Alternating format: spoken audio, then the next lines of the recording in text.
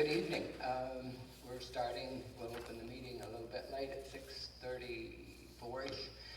And noting the Open Meeting Act is over there on the papers that Bob brought in. I just made copies in my on the stage. So let's say the Pledge of Allegiance. I pledge allegiance to the flag of the United States of America and to the republic for which it stands, one nation, under God, indivisible, with liberty and justice for all. Okay, then we'll take roll.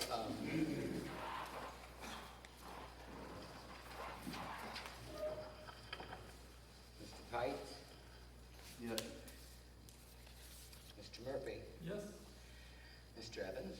Yes. And Mrs. Rader is absent.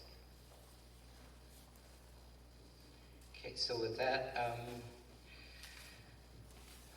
we will note the bulleted items. Bob, if you want to, the first one on the agenda is spending limits of the mayor without pre-approved from the city council. So if you want to take that. Well, when we ended last meeting, we were discussing an amount of money that can be spent discretionally by the mayor without pre-approval of the board, and we hadn't established a number, so we were looking at some point in time, coming up with a number of value or putting some kind of number to that, and I don't know, we discussed and kicked around it.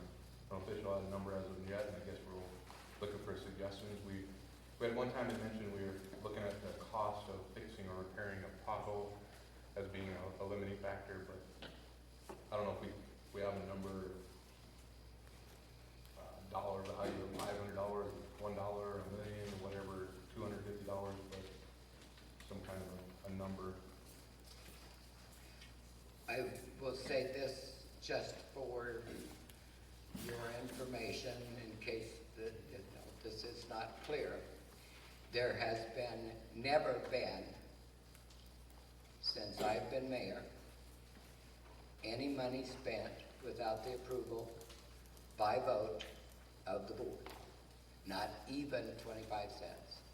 So I don't know where you are with this or what you're, there is no such thing as pre-approval. Other than those things that are listed on the ordinance, that we do the taxes for the withholding taxes, the utilities that are an obligation, for example, Cedar Knox supplies water, et cetera, et cetera. Those are covered by ordinance. You are given an estimate each month and then an actual payment. There is no pre-approval.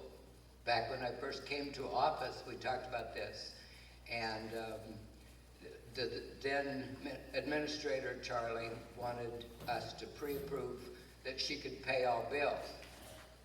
And the auditors, along with our lawyers, said, that cannot happen. So I have no idea what your references are here. If you think there's been something pre-approved, I need to know about it, but nobody's telling me anything. Did we just buy new tires from pay order? They're in the packet to approve tonight, and I just went back and watched that. And the last meeting, we discussed them. I told you that we were looking at two different quotes. You asked if there were holes in them. You asked if it was all four. At the end of that discussion, I said, is there any problem with us pursuing this?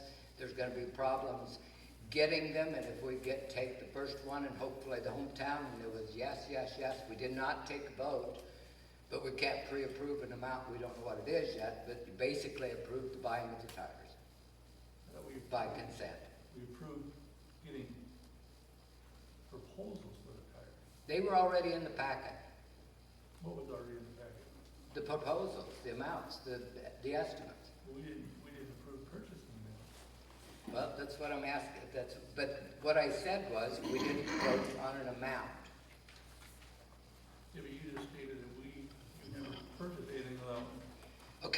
We have not yet purchased them, the bill's not paid. I don't know how to say Are this they any on, are they differently. on the payloader? Yes, they are, That they're purchased? okay?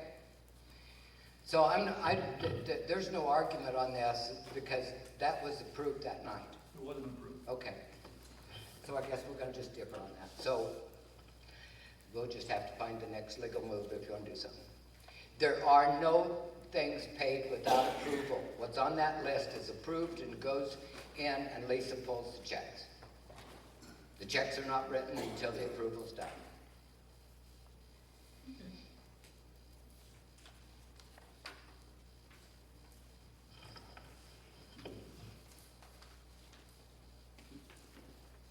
Did we take a vote on this last time? On that, like, go ahead and say, go ahead and get them? I don't remember voting on them tires. I just said, there was no vote. There were three of you asking questions. Boomer explained to you that we needed 4, that they had holes in them. You asked how old they were. You said, we obviously need all 4. Yes. Then I said specifically, do you have any problem with us going ahead and getting these at the first dealer that is able to supply them? And you said, okay, no, go ahead, whatever. Under your breath, I had to listen to it 5 times We to did get not say, anything. we did not We say did yes not and vote. we did not say no. We did not vote. So how can they be? Okay, I don't know, I just said, I don't know, what do you wanna do? That's Did why you I not said- agree Wait a that minute, the stop. payloader Wait, needs wait, help? wait, wait. Okay, Everybody's gotta get a chance to talk. Okay, you can't interrupt, right? So we'll finish up what you were gonna say, Mr. Fights. All we're saying is that it was a one-day thing, hurry up and get it done. And we seen it the first time that night, there was 2 estimates, and I have them at home, I didn't bring them tonight. You said they were this much and this much. It's a one-day thing, and you moved on to another business. We never said anything. We never said yes, and we did not say no. If we don't say yes, that don't mean that it's, I thought a vote was supposed to be carried. With $5,000, I thought we should have voted on it. And we should have had a vote on it, and we didn't. Mayor.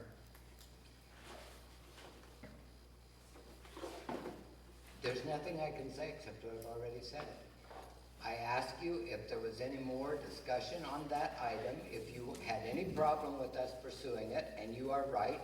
It was introduced as a one-day thing. That's what both companies told us, that the prices were changing.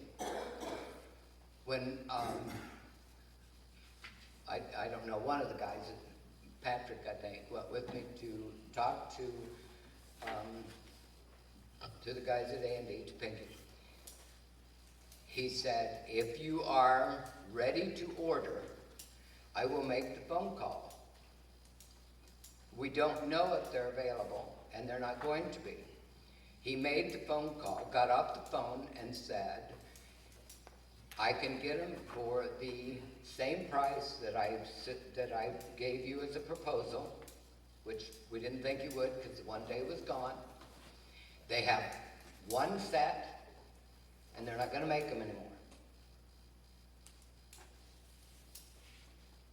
The obvious was we need them, order 'em.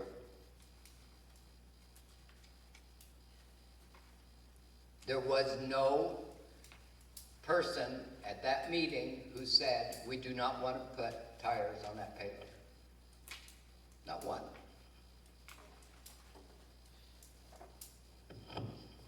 So with the only thing I can say is that I can make note that I will not move on again. When I say, does anybody have a problem, I'll say, vote yes or no, that you do or do not want to do this. That's the only thing I can say, because we can't change the past. How long I did you knew that the tires had to be put on there? It wasn't just this last month, it must have been prior. We weren't even aware of it until the night of the one meeting. What? The payloader tires have been on their list that we. That, we've talked about the payloader tires off and on for quite some time. And we didn't start looking until just. Does it matter?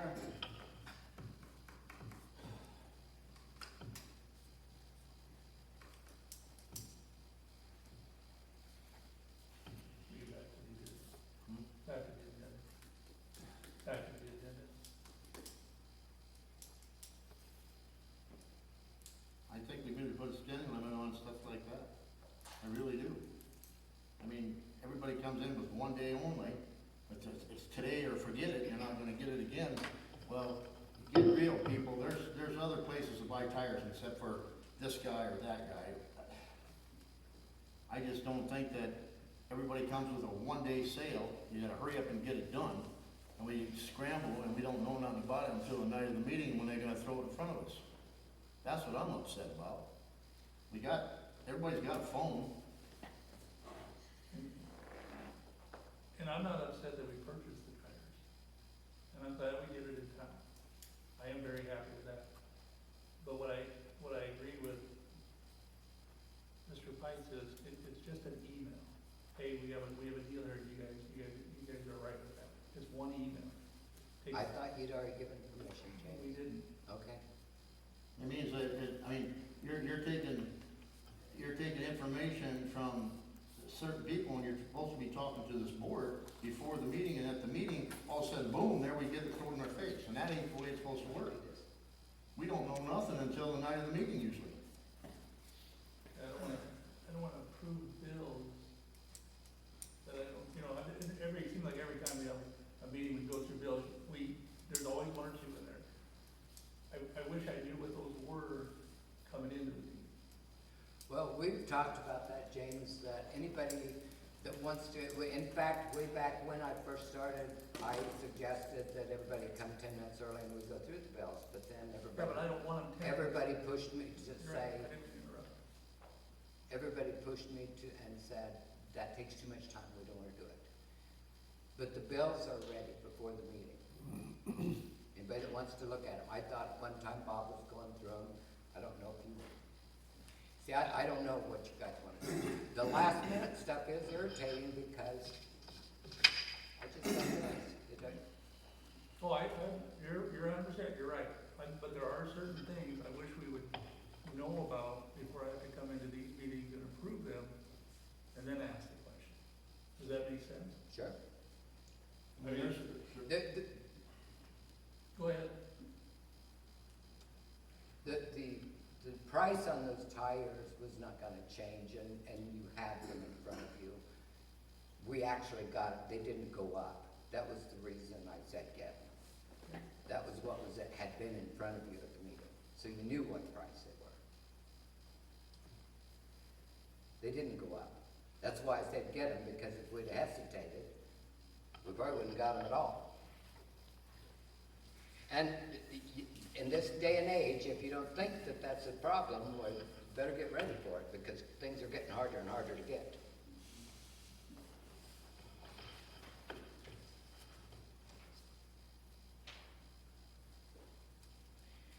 So if we can let that one lie. The next one is your veto override, Bob, since, right? We want a number? I would put a number on it, I'm not gonna jump over this. Okay. I wanna make a motion of $250 limit. And if it's over that, all you gotta do is get a hold of us before it even gets purchased or before the one-day sale comes again. How much was the ticket that you signed off of? How much was the paint you got at the lumberyard, Larry? For what? For the swimming pool? I didn't get nothing at the Yes, you lumberyard. did. You signed the paperwork I last week. got a couple bags of pre-mixed concrete. Okay, concrete. It wasn't paint. Okay, concrete then, I'm sorry. I was asked, and they said, I went there and it took two bags, is all it was. What did you take back? I don't know what I took back. Do you know what the cost was? Where are you getting this at? It's our far from You 200. signed off to buy something for the city with no authority, but you want to limit me to $250. I want to know what those bags of concrete cost. They're probably $15 a piece. I don't know exactly what he charges. Well, As far as price for Then- $250. well, then you better know exactly what they are before you get them, shouldn't you? That's worse than knowing that it's $250. Well, the pool will have to get open, the pool people come and talk to me, what am I supposed to do? Who told you to do that? A pool person. The pool person does not give authority to work down there.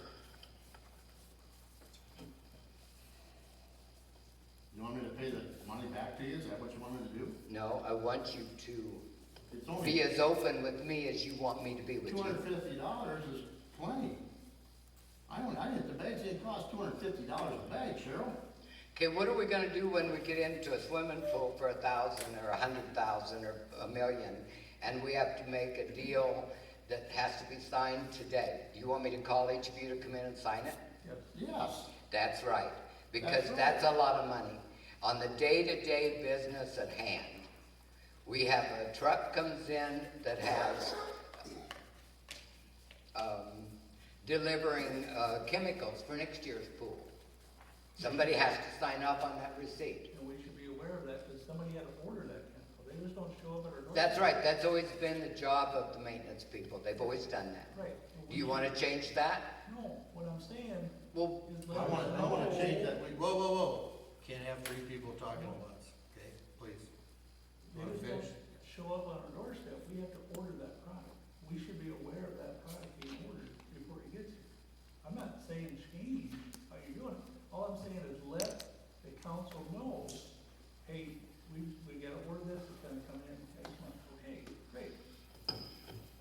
I'm not changing how we're doing business, all I'm saying is let the people know what we're buying before we buy it.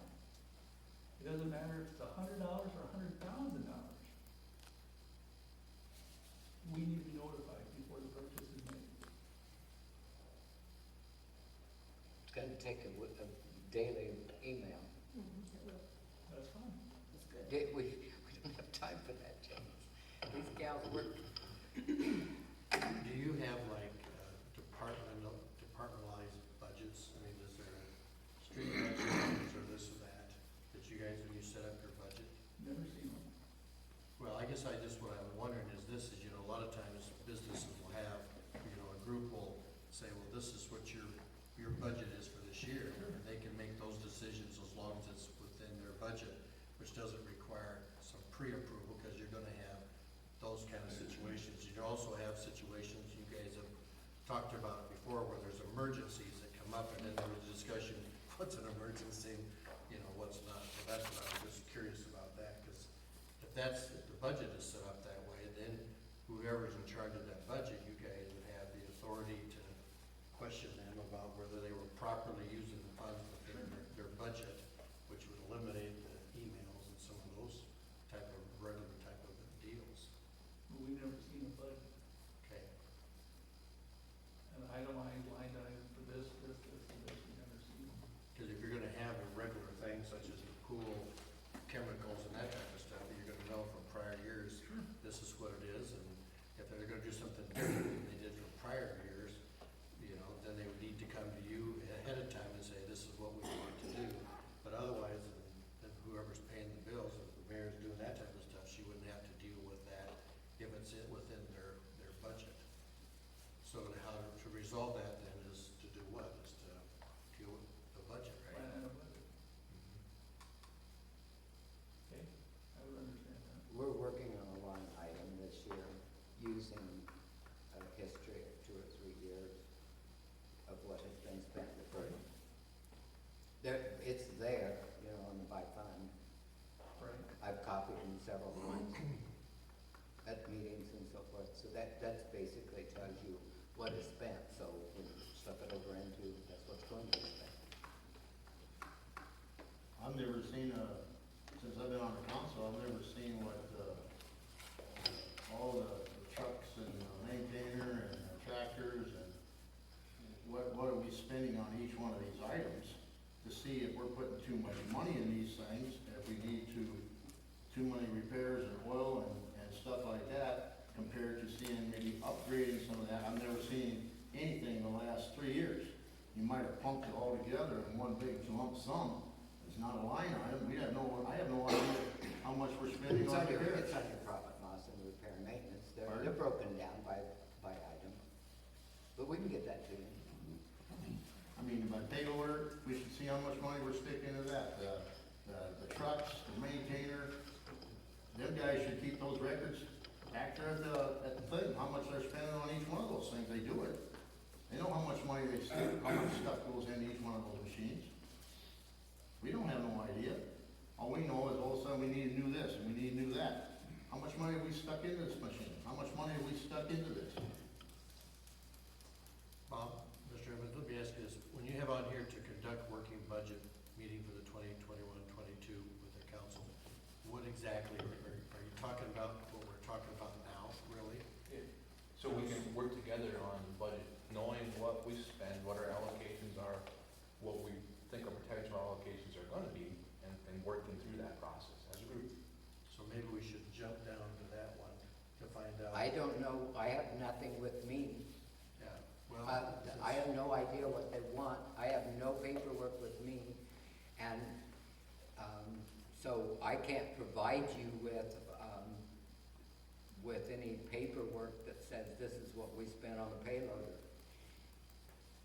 Well, I guess what I'm just saying is that it seems to me, when I'm looking at this and hearing this, that maybe we should jump down to that one to say, well, what would the budget have to look like so that to be able to answer the questions that are being raised, and so that you're not defending those when they're typical type of things that are done. I mean, is the budget set up to the extent where it's not set up where you you can understand it, or you're easily finding the information that need to be adjusted, and that's, maybe that'd be the discussion to have. I Now- guess, when talking about working budget, it's something we can work with, that we can see and understand and know, and before it gets put into a document that makes it difficult for me to understand anyway, I don't know about anybody else, but. So tell me exactly what you want. Do you want every piece of machinery broken down as to what oil and gas went in it? Because if we've got it in bulk, that's gonna be a little hard to do. We buy bulk fuel, oil, for example, and filters. Patrick does most of our mechanic work, so that's bought in bulk. It's not like we're buying it one can at a time for that particular machine. But that's all in the expenses for repairs and maintenance.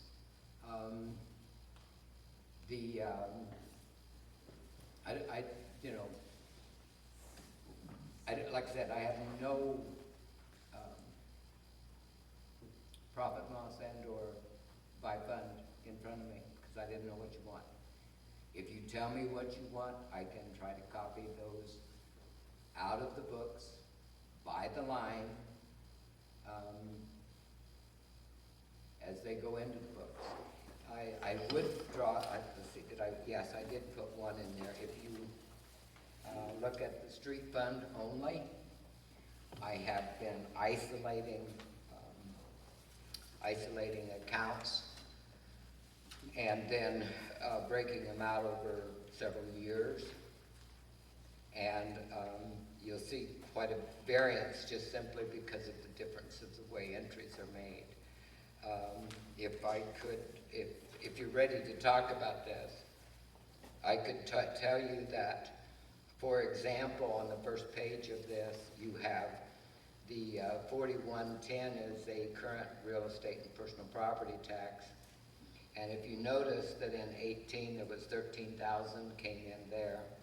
In 20 there was 648. And then there's nothing showing there this year. And the reason there's nothing there is because we don't get our money from personal property tax. We get it from restricted street money.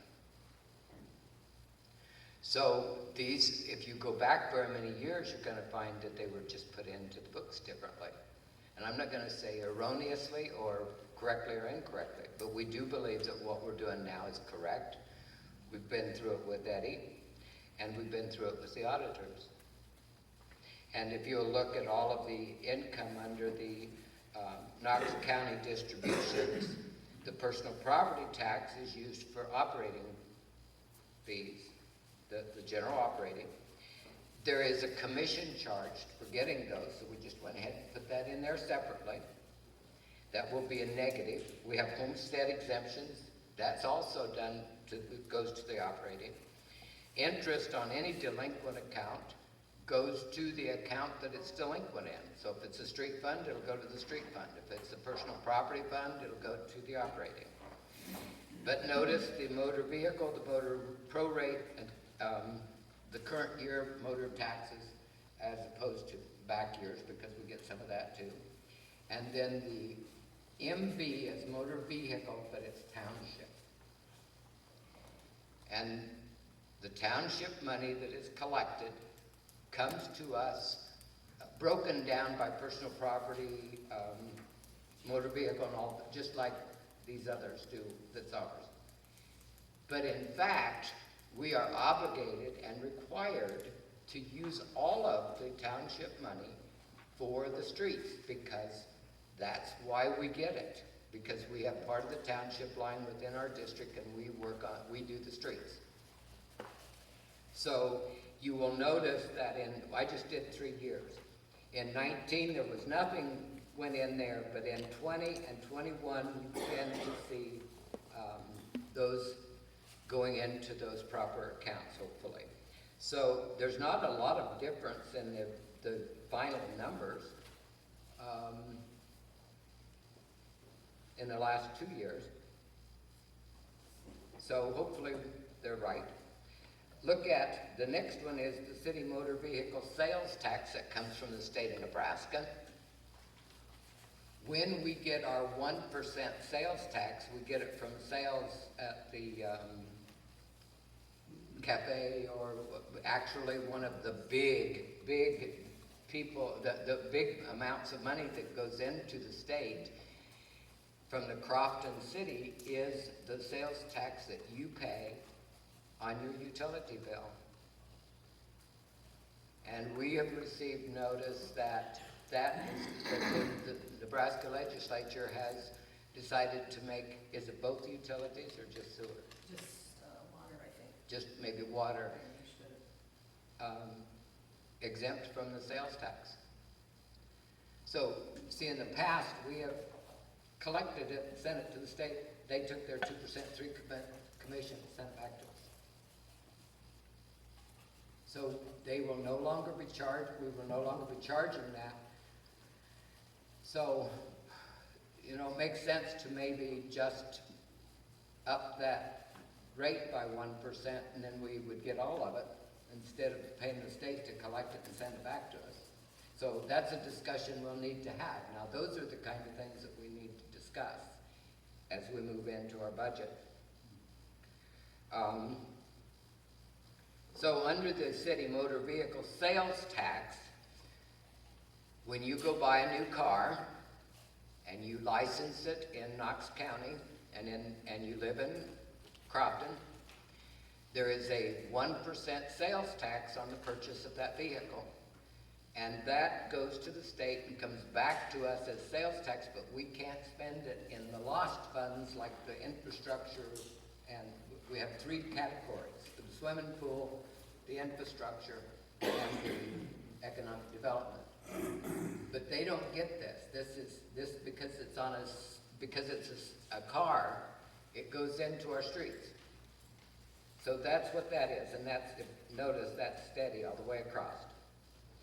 Except that people aren't buying cars apparently for the last couple of years.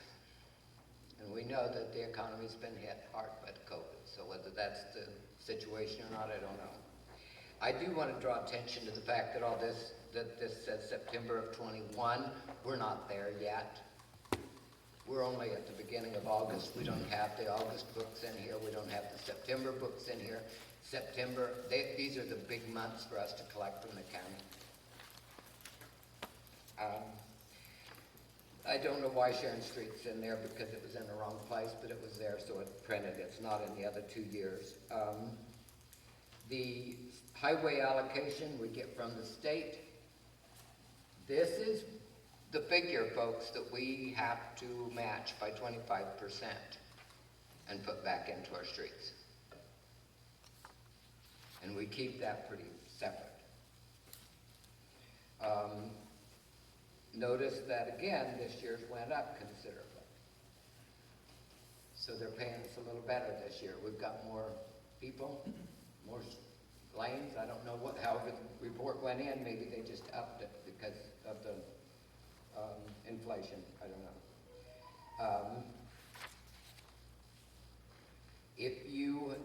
Then there's a motor vehicle fee, and that comes from the state, and that is not included in this year, and I don't know whether I was trying to check that today to see where it came from, if it was erroneously put in that category, or if we're erroneously leaving it out, but, there's nothing shown there.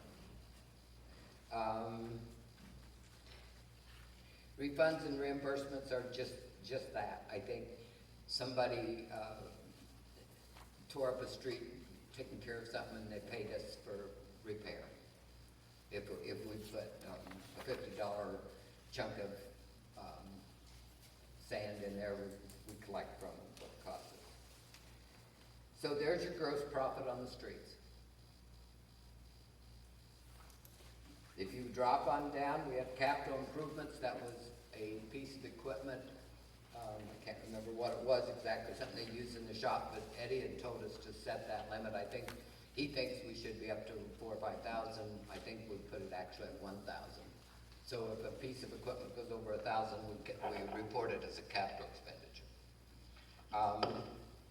On the next page, you have the fees and penalties. I don't know what that is, but probably on the Sharon Street payment that got expensed to their streets.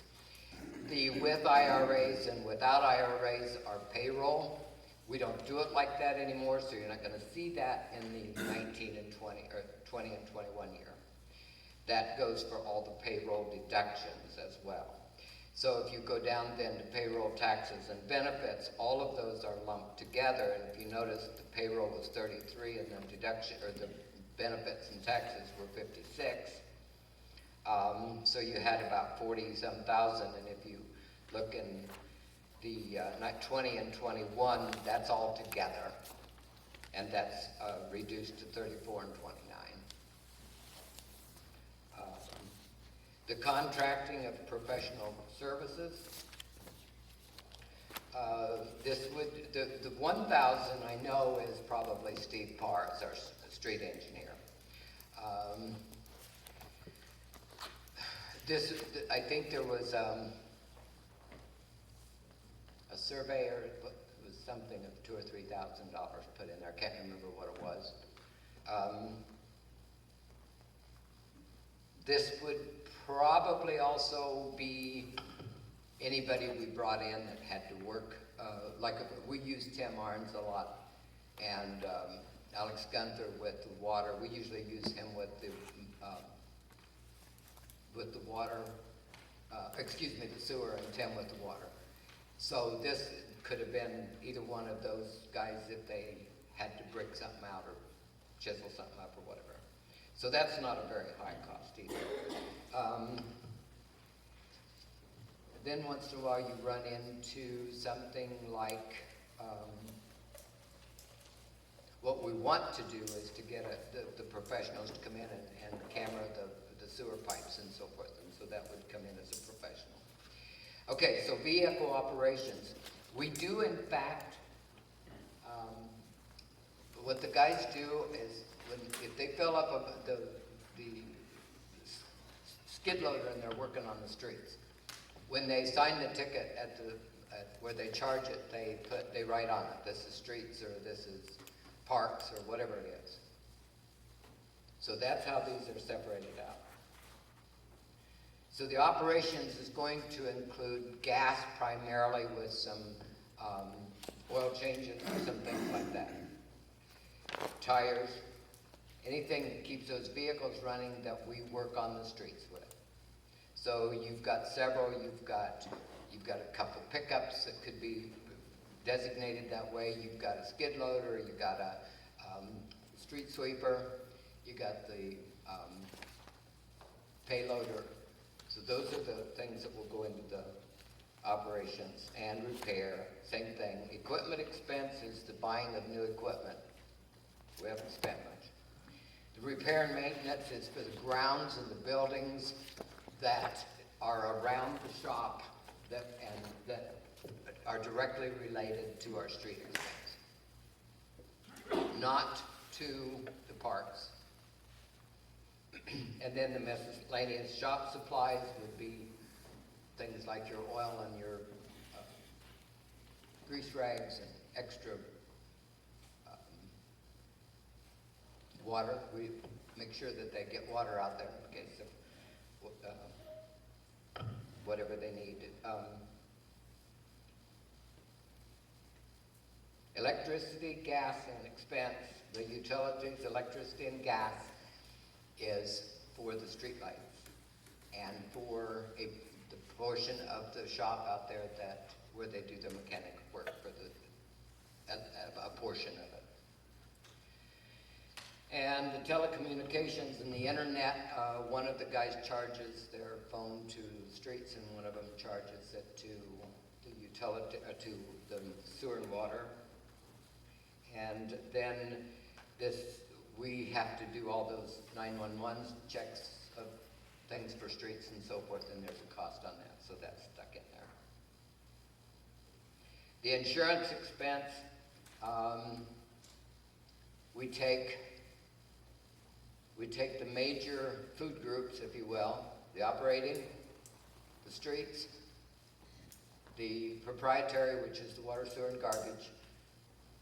I don't know if there's, I think that's it.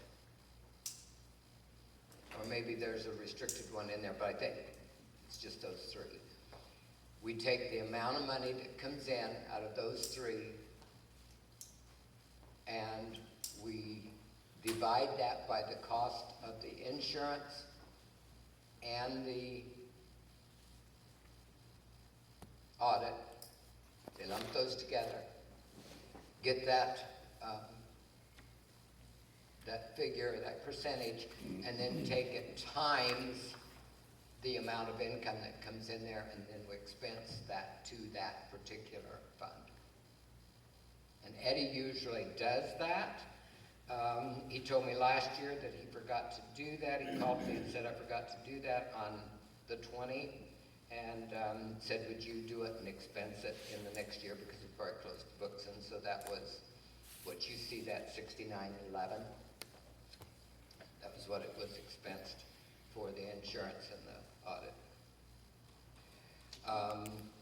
Just that other stuff is just little stuff. Note that the debt service, that's interest that was probably on the this street down here, because we don't have any debts except we were still paying off the improvement down here by the park, and if it was Sharon Street, it shouldn't have been expensed here. Probably should have been, I imagine that went to Sharon Street. Then the capital outlay, the 6,500 is the 40,000 for the miller and the 25,000 for the truck. The 33,000 was for building the strip and the extra oil that we still, that we used then for the ceiling and the sand. And on that note, that's gone. So if there are any holes, if anybody has a break and we have to dig up the street to fix to get to their whatever, if there are potholes in the spring, which there will be, and we have not thought out enough to build another strip, we have nothing to fix them with. And I urge you, again, to fix the strip. Yes? And why did we put it on a street that didn't need it? We did not put it on a street that didn't need it. We did. No, you're saying we did with an argumentative tone, No, I'm James. saying I we want to did. know why you think we didn't need it. It was one of the nicest streets in town, Tell me which one you're talking about again. Sharon Street. Okay, let me explain to you about Sharon Street. Sharon Street was built with and all streets are built, and the guys told you this, but I'm gonna try and tell it right, so stop me if I'm wrong. After so much time, they need to be sealed. Okay? That's done by putting sand and sand and oil and pressure. That's what stops the water from getting under the surface and destroying the subsoil, the subterranean that causes that to break up. It is that water and ice that gets into those cracks that destroys our streets. So they need that chip and seal always. You're not adding, you're not doing an overlay. You're not doing another inch or two of asphalt or another inch of cold mix. You're simply sealing those streets. Sharon Street has a place out there that has broken through several times. Don't know whether there's a pile of water under it or what. They tried to pull that out of there, and I'll tell you how, just, Larry, correct me if I'm wrong, but they milled that out, and we have a little 6-inch miller, you know, that, we can fix some of that. They milled that out, and it was noon, they went home to eat, come back to, and he didn't want somebody to drop in that hole. So he just took the miller and set it in the hole so that nobody'd run over it. When he went back after lunch, the water's up on the miller. In other words, that's underground water coming up. We have that situation. That's what broke up the bottom of our swimming pool. So we live in a town that lives with that curse, if you will. There's always that underground water that causes problems. Yeah, but sealing the top doesn't prevent the water. That stops the top from, I'm just telling you that the underneath there Right. was another problem. Right. And because of that underneath problem, that breaks up a lot, we keep trying to try to fix it. Once you put the top in it, you gotta seal it to keep the top out. You know, I think we gotta remember that you got 5 items on here, and you gotta stick to the items. So so if you go back to the spinning limits, are you guys done with that, or not done with that, or what do you wanna do with that? Because if you get, you're going off track here. A little bit. The numbers that you got here are all positive numbers we're getting in from the state and the county and all this other stuff. Am I correct? You're looking at that? That's All what we're doing is I- taking money. What I'd like to see every month, and it shouldn't be that difficult, how much we spent towards our budget. We have no idea if we're over It's in or every- under our it's budget. in every We've budget. never seen a sheet, what you budgeted and what we're spending each month to see how close we're coming. We have no idea. Do you? Could I have just one statement from you that is not accusatory, Mr. You know, Price? we're not gonna do that either. Okay. We gotta stick to the deal here. I don't know, I don't know what you want, because you get a profit and loss, you get a balance sheet, you get all of that every month. If you have a question, come in and ask me to put something else in it. I'll try to isolate it like this. I don't know what you want. You have a budget for the streets, right? In the budget, which I had 3 different budgets this last year. My question is, how much did you budget for the streets this year? How much have we got each month taken out of that budget? Are we over or under our budget? I have never seen, going through this, you gotta be a mathematician to figure this stuff out. I just can't, it would be, if the books were closed every month, then we could see where we're at, if we're over or under our budget. At the end of the year, when we do the next budget, okay, we didn't spend so much here, we spent way over here. We don't have that. I never seen it. You have to be a mathematician to figure this stuff out.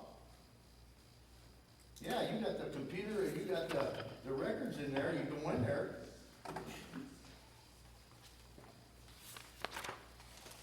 I'm asking, how do we know where we're at with the budget for the city streets and the sewer and the water? We have no idea.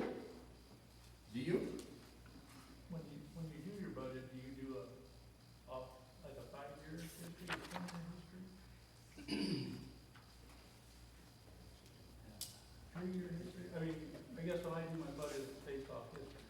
It's all based off history. Exactly. This is what I spent here. Plus the fact of what we're getting, where the money comes 100%, from. 100%. Right. So what I've done, and you have to understand that my doing the budget has evolved by working with Joanne Fisher Mhm. and Deb Hefner, State Office and so forth, and Eddie and whatever. I don't know if I can answer that in a nutshell, but I'll try. We know what we have an estimate of what we're gonna get in property taxes. Mhm. We have an estimate of what we're gonna get in equalization money. We have an estimate of what we're gonna get in highway allocations. Okay?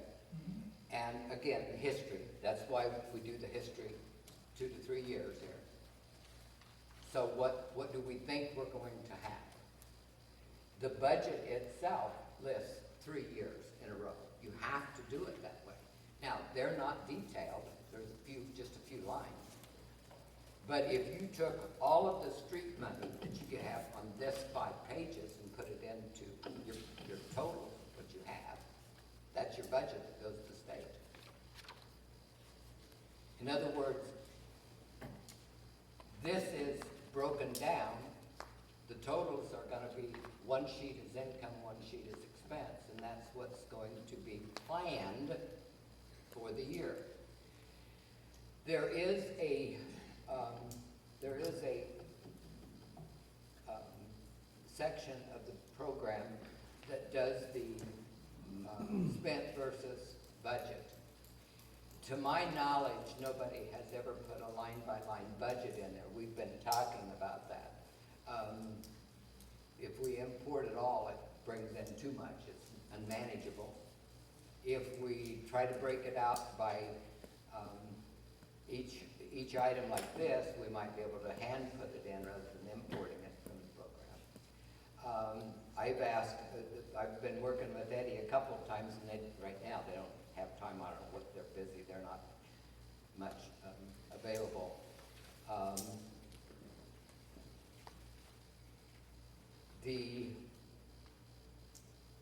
I don't know what else to say. I don't have a magic answer that will help you understand the sheets. They're based on QuickBooks. They are produced by QuickBooks. They are a normal profit and loss. They are normal balance sheets, and they can be broken into the accounts, the classes, the years, whatever you want. But I can't magically come in here with everything you want unless I know what you want. I guess my question on that, like, let's just use the roads as one. Like, you said we need another strip. Say it again. Yeah, you keep saying we need to make another strip. Right. I've never seen that in a budget that said, okay, we allocated X amount of the road money for this, or snow removal. I don't see in here that we set aside X amount for snow removal. Okay, we didn't have such a bad year this last year, that money can be taken and put somewhere else. I don't see that. Right. Do we have that? Do we have a breakdown, like, okay, we need, this is the history on snow removal over 5 years. We spend X amount of dollars. Okay, what happens if we have another bad winter? Where does that extra money come from? Well, it's gonna show up partly in wages because it's gonna be more time out there. That's most of it right there, because Hey, as far as the equipment. But what is that expense, Sheriff? Pardon? What is that expense over the last 5 years? Not separated. It's not separated out that this was for snow removal. Well, you'd have it somewhat separated out by your term. By the increase in wages, yeah. You'd pay more overtime, for example. And up until the last year, I remember Mr. Pike's talking about, he wanted to know how much overtime was paid, so we broke it out. We do those things as we can. If the strip is separate here, and it's the first time it's ever been separate because we kept it separate last year. It's the first time. The 33? Yep. The 33.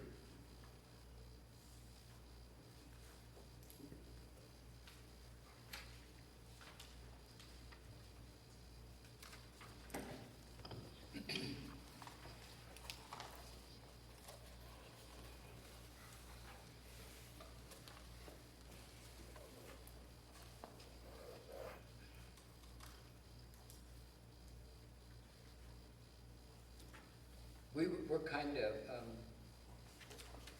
the whole numbering of the accounts and keeping them separate, if you had all of the accounts here, and like I said, I just did the streets, but if you had the general funds and everything else, they would have things like the telephone and the telecommunications, some of the same stuff, and the maintenance and repair and so forth, like the proprietary. Those were never numbered, and so there was a lot of stuff went in the wrong repair column or in the wrong telephone column or whatever. And it was anybody's guess if it was wrong and why it was wrong and how much it was wrong. That's why I took the time to try to make these numbers, put us into different funds so we can isolate them and see what we're doing. So your numbers run for account numbers into the 7,000? Is that about right? The 4,000s are income, the 6,000s are expenses, and the 7,000s are the proprietary fund. The expenses of the proprietary.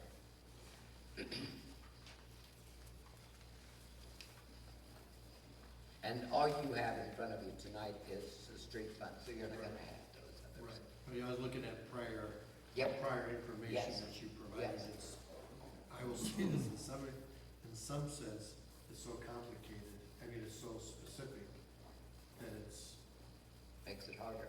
harder to understand. Well, I But I mean, because I mean, look how many different, but you're gonna have a better idea of where they're at because of the specificity of the numbers.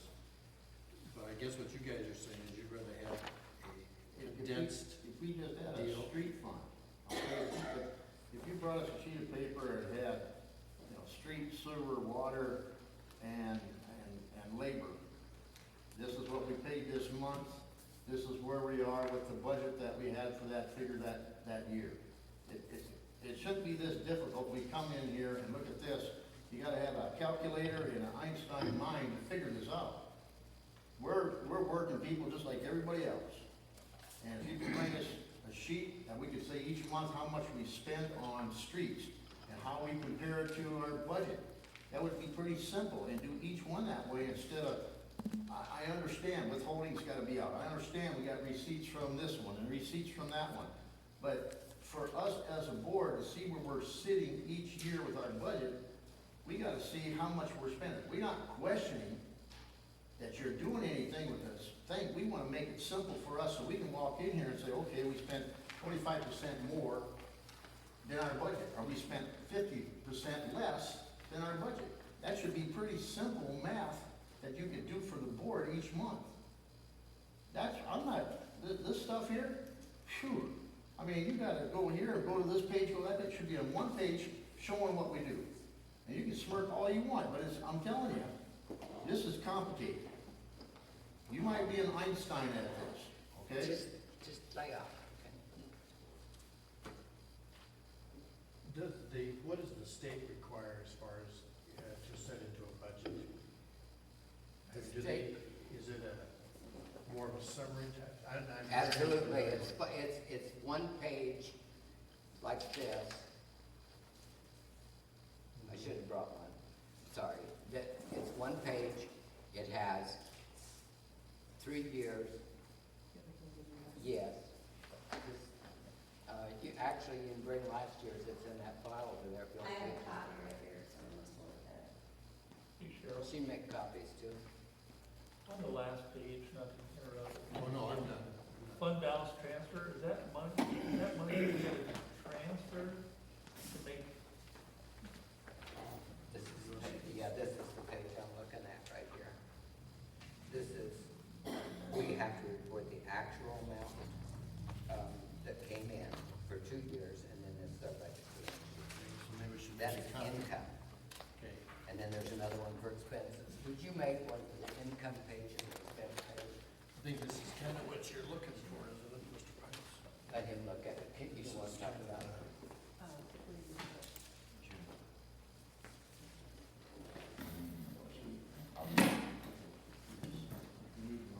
Because this is what your 2021. That's what that she's getting. Okay, this is the report that comes up, Right. and that was the last one. So that gives you what you spent. It's in the, it's not, it's not in the, but that would at least be some. So I think this is kind of where you guys want to be, is to See where we're at, see where we're at with the budget compared to how much we spent each year. Well, and then she's gonna get the expense thing, so you can see, Yeah, well, it's so complicated, it's so. I mean, I'm not saying it's wrong. No, but that's what I was saying, it's so specific, that if you really want to look at something specific, you're gonna find it, but you don't need that. You don't need that. Where we're at with the budget. Each one. how it works out? Whose is this? That's mine. That one was, both of those. This one goes back to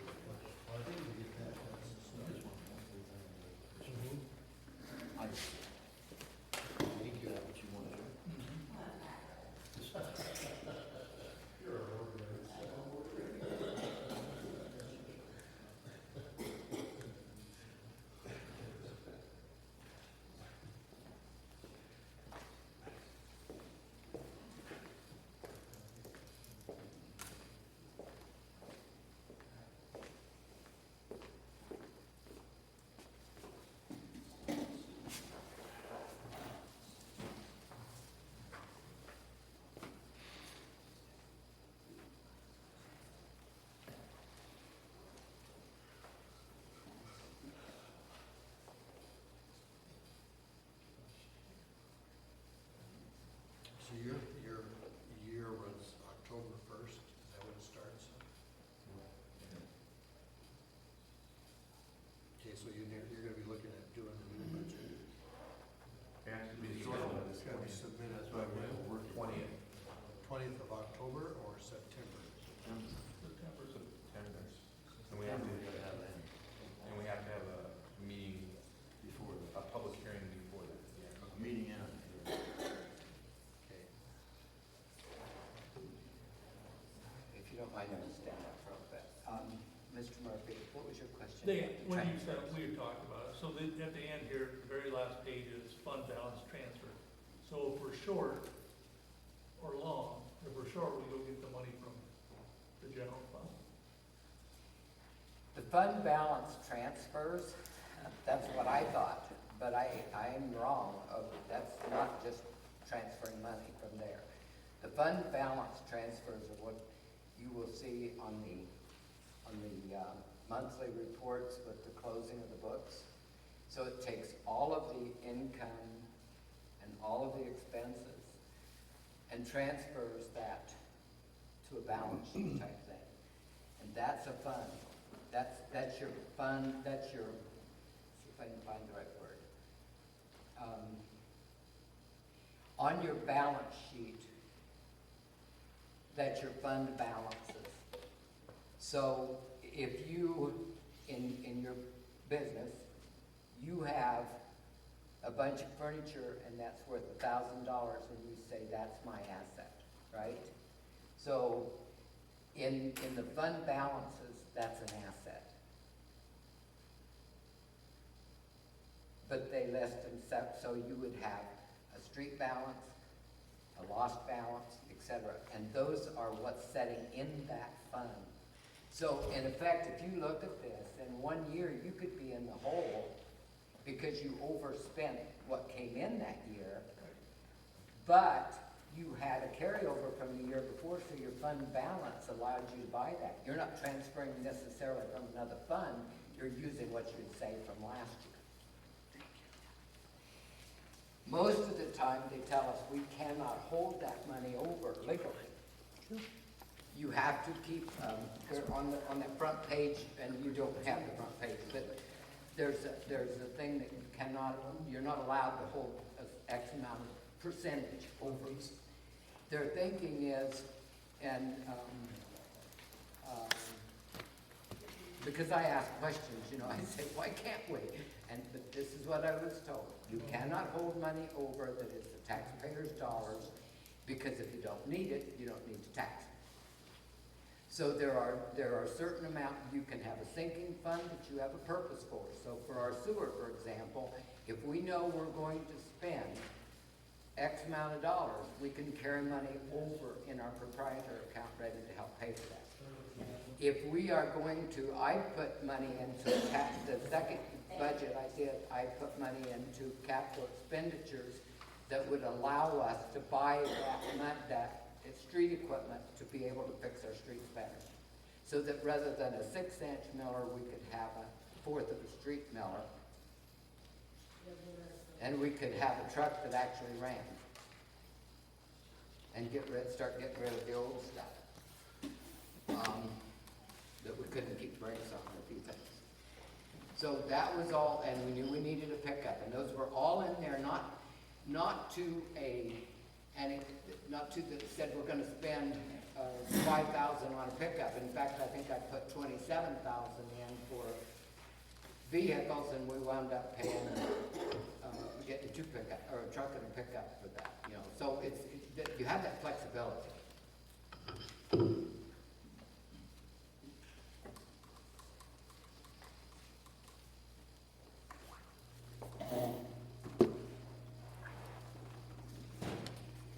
If you looked at what we copied, you have one page that has 3 years of income. Note at the top of it, it'll say 2018 actual, 2019 actual, 2020 budget. In other words, we don't know exactly what's coming in. Then there'll be another sheet that says the 2017 or whatever, the 18, whichever one was first. And that's all disbursements, and that's all of 18 on one page, all of 19 on one page, and all of 20 on one page, in other words. But notice that they're broken out, and I don't have that in front of me. Here, you So,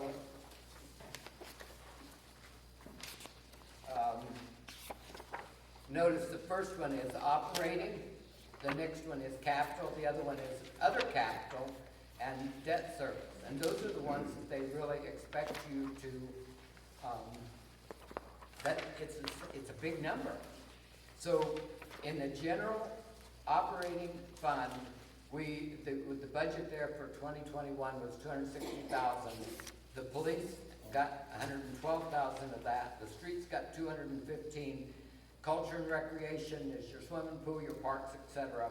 And your community development was anything that we could do without using CBDG and TIF and those kind of funds. And then the miscellaneous, we stick money so we can spend it, basically. The capital improvements, notice the 125,000, that was designed to help with the sewer, and the 25,000 was help with the swimming pool and the parks. The other capital outlay was for streets. There again, we wanted that capital so we could spend money on vehicles and so forth. And the debt service, we pay 50,000 a year on Sharon Street and 32,000 a year on interest. That's pretty cut and dry. You spend 32,000 a year on interest? Yep, What interest? on 1 year For what? for the Sharon Street project. The payment's 50 grand. And the interest we pay twice a year at 16,000 about each. So the payment is 50 grand, and we pay $32,000 in interest. Sure. What is that rate? It's a top-loaded, What's that? it's a top-loaded Oh, it's loan. top. It's always, It'll pick It's up, it's always that way. the payments pick up. I was like, in- holy bucket, toward- that'd be like 80%. Didn't you get interest, effectively interest only for the first number It's, of years? no, The payments ramp up pretty fast on that No. one, don't they? no, it's 4% interest on $1 million. I'm talking the principal payments. Eventually, your principal payments will catch They up. stay steady at 50. How long is that loan? It has to be 20 years at 50 a year. Which, I have some good news on that. We need to move on that next meeting. We financed that through Ameriquist, and the young man that handled all that was Brad Slaughter. We did that the year I came on the council. And they had borrowed the money to do the work, and then they, borrowed, then they put that into this, it's a bond thing. They said, that we don't sell the bonds, they do. But they don't want us to pay it off for 5 years so that their bond people get their 5 years, is what it amounts to. We charged 6% on the assessments to help cover that 4.5 or 4%. But remember that many people paid off their assessments early, so we didn't get that interest.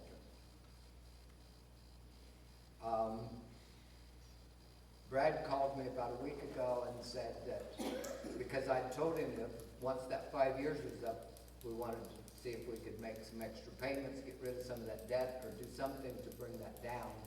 That's why we have the CD for 50 grand. That was part of what I put that back for an emergency if we didn't have the money to make that payment.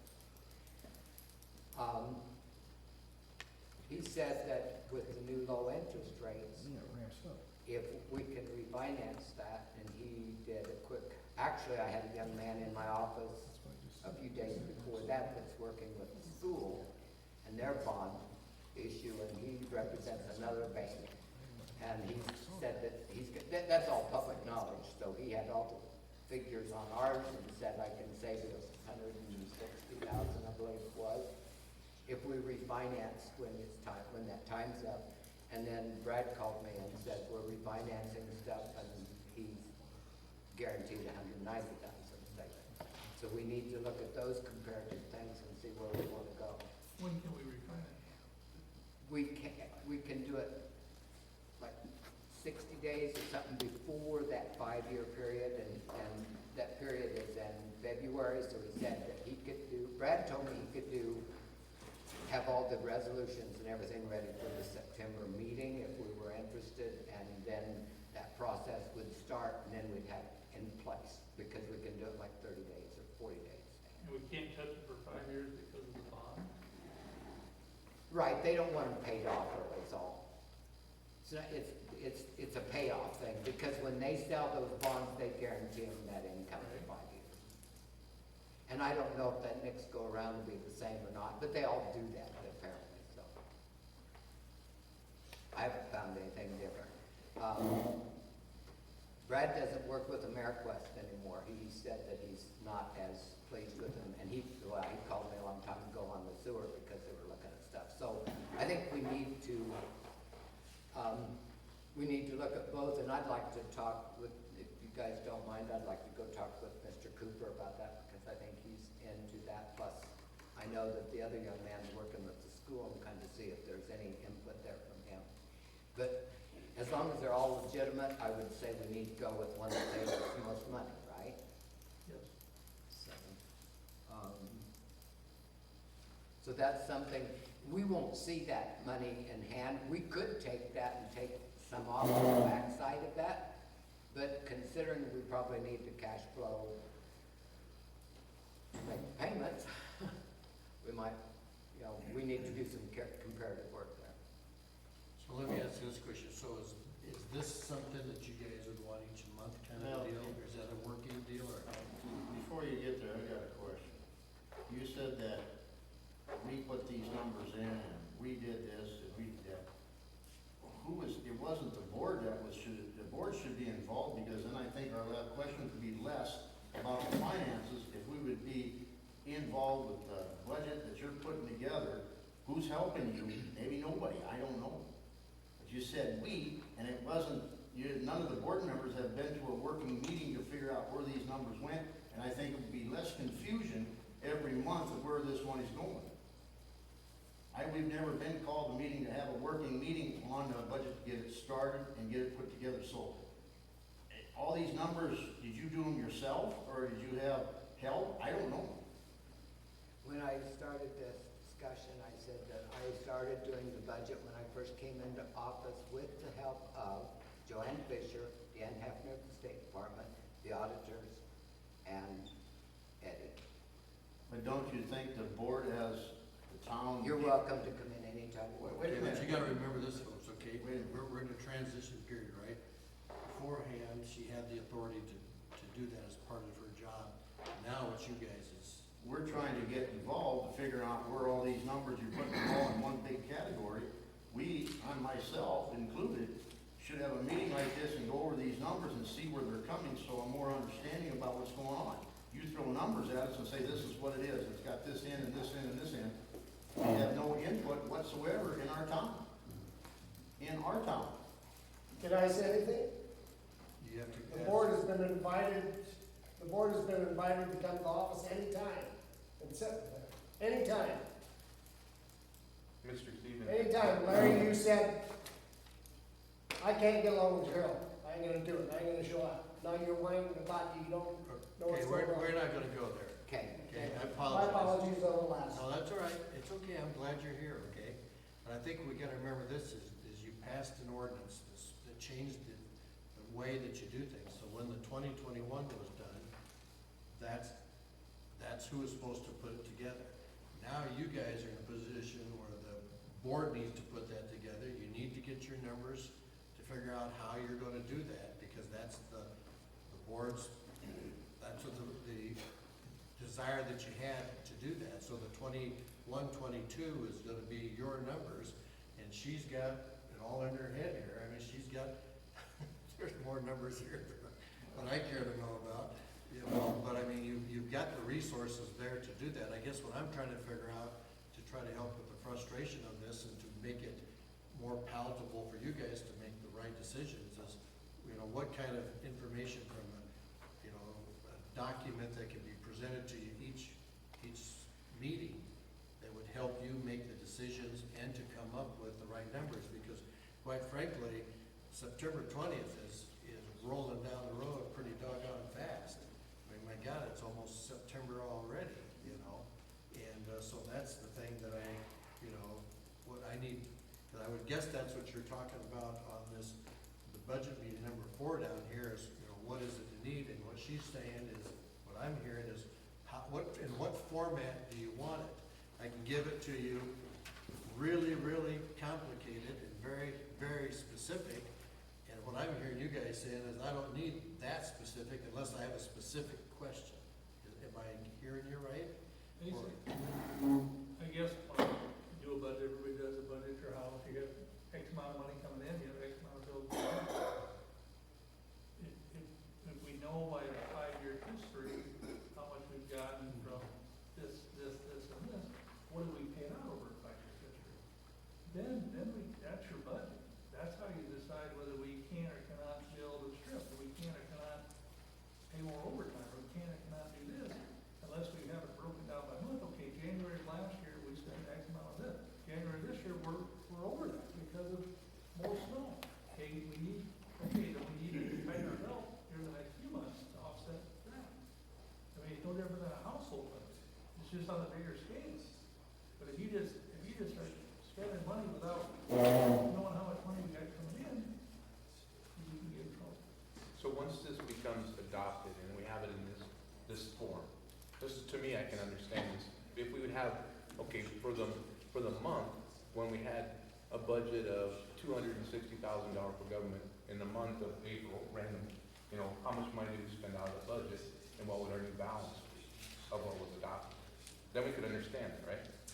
And it's pretty simple because there's 22 items, including the total on there, and 3 of which we don't use, and that's a lot less complicated than trying to work through this. And we just go to one of those items, whatever it is. What did we spend in April on the fire and police, and then we deduct that, and we have a new total on what our balance would be based on what we had as an operational expense. Then we know where we were in our budget at all times. Can I comment on that? Sure. There is a report that says profit loss versus budget. We produced those last year, different times, and the comments I heard at that time was, but these are all blank till you get to the big number. What did we? You're talking about getting it back to this big number. When you plug in that big number, we've still got all these little numbers, but here's our total.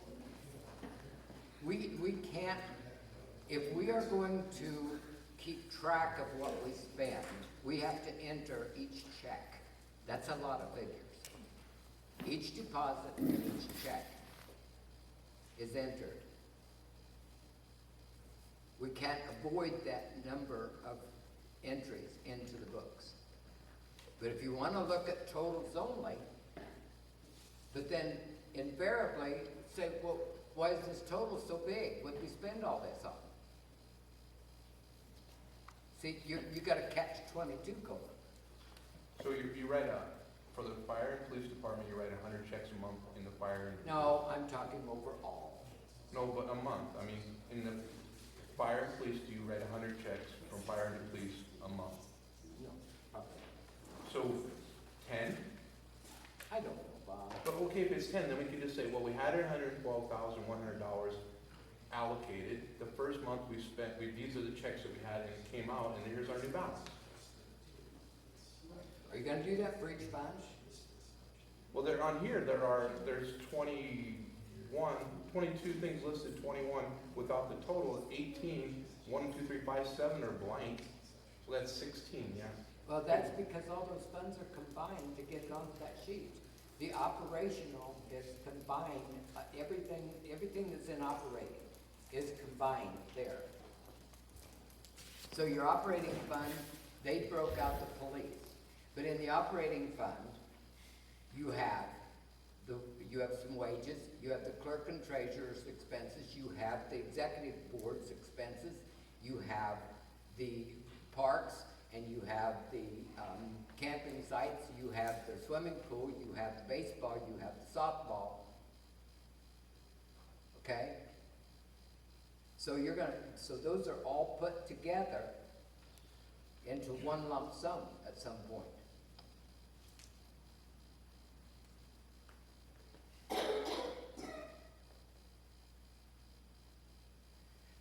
The biggest thing on your general funds and those kind of things is the priority here is to keep those separated for legality, in the sense that you cannot use restricted funds to pay for general fund expenses. So we can't use street funds to pay for the swimming pool. We can't use the lost accounts to pay for the operating swimming pool. We can't use the CBDG to pay for the tip. We can't use the tip to pay for the streets. Those all have to be kept separate.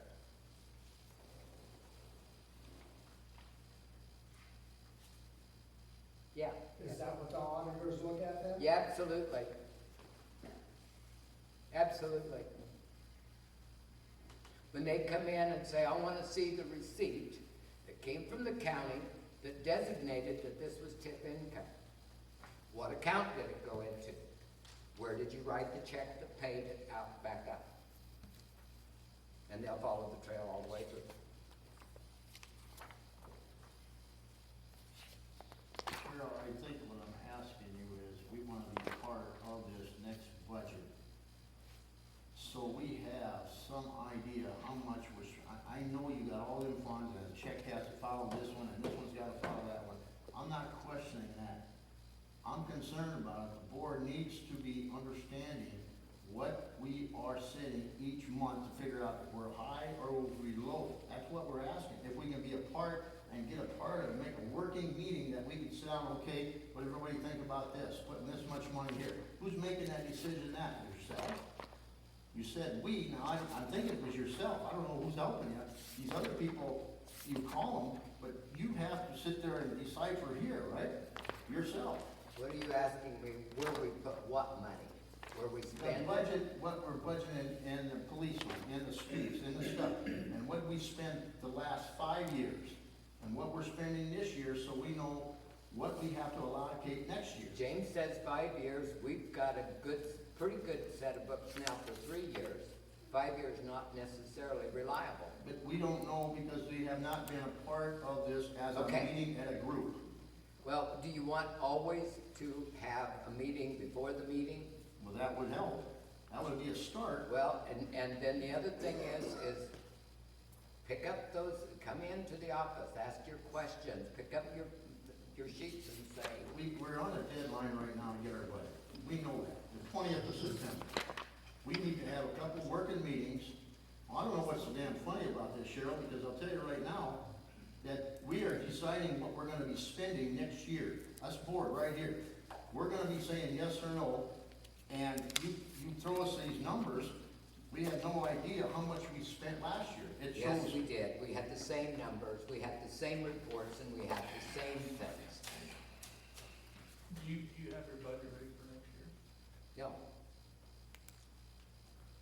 Do you have a breakdown, an outline, anything? I have the paperwork that will Profit and we'll loss, pick it up. profit and loss, is We'll, that where you- we'll pick it up and say, here's our 3-year history. I'm actually, I'm printing out the 3-year histories of every fund and every group of funds, et cetera, et cetera. It's not hard to go down the line and say, this is where this went, this is where this went, et cetera. And I guess my question on that, you allocated $125,000 last year for, what did you say that was for again, I'm sorry? Capital, was that under the capital expenditure? Capital improvements. yeah. Capital improvements? Is that an annual 125 every year? That, I'll tell you exactly, no, James, I can actually explain that because when all this money came in and we had the money sitting in the bank, because at the top of that first page, you'll see a carryover of bank of money. When we did the averages of what we usually spend and what we're probably going to spend, and the first year I did this, I just had Kalina and Kathy were copying out like total wages, because we didn't have them broken down by different areas. So we just took all of that and that went into operating, and that was a wage, that was a lump sum. Electricity and all of that stuff was just utilities, we didn't break them down. We just knew that they had to come out of that big figure.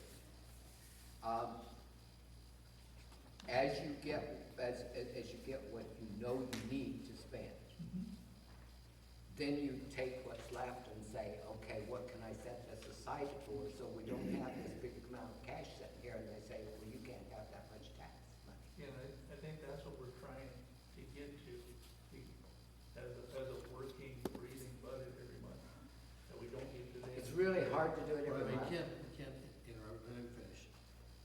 As a working, breathing, I mean, we all, I don't know if anybody in this room has never done a budget in their life, but you're gonna have some months that are good and some months that are bad. Right. But as a board, a working, breathing budget every month, says, okay, we have, I'm just gonna use snow because that's unpredictable. We didn't have as much snow, so we can roll that over here for this, or we had too much snow, we don't wanna get to May and realize we're over budget on snow removal, or over budget on payroll. But until we can see that, and like Larry said, at the end of every, okay, we come in, okay, this is where we're at last year at this time, or 2 years ago, 3 years ago, here's where we're at this year. That's a budget, that tells us that we're spending X amount of money every month, high, low, or indifferent, so that we can plan for the next month, plan for the next month. But unless, I've never seen something like that. Do you want it by the month or by the year? I want it by the month based on a 3-year history, or a 5-year, but a 5-year doesn't sound feasible, but a 3-year history should be feasible. So if we create, and to me, it sounds just exactly like the budget, the paperwork that we've gotten in the past. I just can't get the stupid program. The to- profit and loss only shows you what we have spent to that point. No, but there's one that shows it and compares it to the budget. Okay, But it shows it in the big amounts, not individual, email me that tomorrow. if I can get it to work. Okay. We've been working with Eddie to get it straightened out. Okay. He's made some changes to his program, Okay, so yeah, we can get, maybe that's what I'm looking for, maybe it's already in the Okay. system, maybe that's we what, can do that. but I don't wanna get to a point where like, oh, shoot, we gotta, and then my other question on this, so on page 1, we went from actual for net cash balance from. Say what? On the very first one, very number 1, net cash balance, actual 18 to 19 was 586,000. Mhm. Then it went up to almost 700,000, 699, then it dropped down to below 500,000? Mhm. Why? Wait a minute. Now I'm lost. Where are you again? You're on the front page, Yeah, the number one line item, net cash balance, 586, 586, 699. 699, and 492. Right, That's carryover and, but that's a $210,000 deficit. there's 2 or 3 things that influence that. Okay, That's crazy. One of them is whether we did the budget before the second set of real property tax came in. okay, so there's some. Notice number 3 is the proprietary, number 3 is the county treasurer's balance. See how stupid that is? And yet that 37,000 is what we got from them last year. We didn't have that month's collected or something. And even the auditors and I talked about this, and it doesn't make any sense. We talked, and they sent some paperwork that they'd got from the county and said whether they were supposed to reduce that based on what was going out that month or whatever. In other words, see line number 6, Mm-hmm, that's our personal property tax. mm-hmm, There's another page that you're not seeing because this is just expense and income that says this is our property valuation. And at whatever our amount, go down to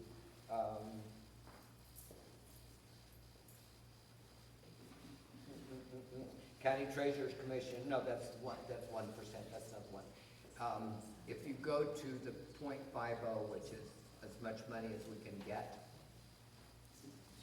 We take our valuation times the, 45 oh, divided by 100 because it's on 100, evaluation times Right. 50.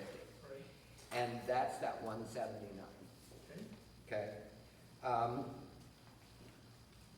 Actually, I think it's the 181, and then you take out the commission and get back to the 179.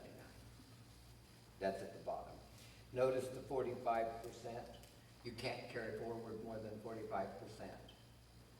You have to take out 5% for certain things. That's where we pay, like at the economic development dues and stuff like that. We only get 45 cents unless we have interlocal agreements. So it is so complicated and so involved that to take it line by line and try to explain it all in one setting is ludicrous. But you can look at your income and expenses and look at an average and tell pretty close what you need for the next year. If you think the net cash balance is crazy, I just ran across the balance sheet in there. Bob said something about he liked to look at balance sheets. The first year on our balance sheet, we had 100, and this is not anything that's influenced by any report because that's an actual amount of money in the bank. The first year, 5 years ago, we had $100,000 in Farmers and Merchant State Bank at the beginning of that fiscal year. Today it sets at 600, five something or 600,000. So it has progressively, gone up and down, but it has, the last 3 years it's been between 400 and 600,000 consistently. Maybe a lot of things with the books that are not matched up and you can't see, but there are things like that that are set. Now it was low because there was $100,000 in CDs. There was 50,000 for the sewer and 50,000 for the water. They got cashed the next year. So then that. So you're going to see some changes. We had $20,000 on the books for collecting, or for paying back people for their deposits, from their water deposits. That's all been taken out of there. We have $4,000, I think, in deposits now, and they've got names on them, and they're worth $100 each, and they get turned back to people as soon as they've got a year's worth of good payment records. So there's a lot of little things, and nobody's trying to hide anything from anybody. I'm not doing this alone. I've got 2 girls in there that put entries into the books. We are in constant touch with Eddie's QuickBooks, who wrote the program. He didn't write QuickBooks, he wrote workbooks. It's built on QuickBooks. It takes care of the utilities for us to make that an easier process. I am in constant touch with the auditors whenever I need help. They're willing to work. Deanne Hefner at the state office, she deals only with budget. She's great. She'll explain anything at any time through the year. As we're working through this, can you help me, enlighten me on line 7, which is kind of confusing for me because That's a great one. I'm glad you asked that. and 19 is the same one. I'll be the teacher. I'm so glad you asked that. Well, The federal receipts are 0. We don't get any. So the powers that be that do the budget said, just stick in there whatever you need to find a place to expense what you spend. So there's, or what you get, excuse me. This is not spending, this is income. Okay? so we don't get any federal receipts? No. but we put a number in there to make it so that we can get to our We just need to. levy that we wanted. No, yeah, we need to, but this is income. We have to tell what we get. I guess I'm confused. I am too. If you're, think how confusing it is to do one of these. So we can It just make put you in, cry a lot. $600,000. Say what? We put in $600,000 this year, In what? in line in line number 7. On federal receipts. Federal receipts is $600,000. $600,000 to get us to our total of 1.7 million. Because there was money, because money came in. You got $600,000? Well, we took in, if you will look at line 24, all the way across, we have taken in $1,827,000 all 3 years. We are not a town that is broke. No, that's not the question. My question is line number 7. Well, line number 7 is a conglomeration of everything that's not named in any other line. But you just label it as federal receipts? I just didn't cross the federal receipts out. You want me, I'll cross that out. But it is money that we receive. It's money we received, but we didn't get it from the feds.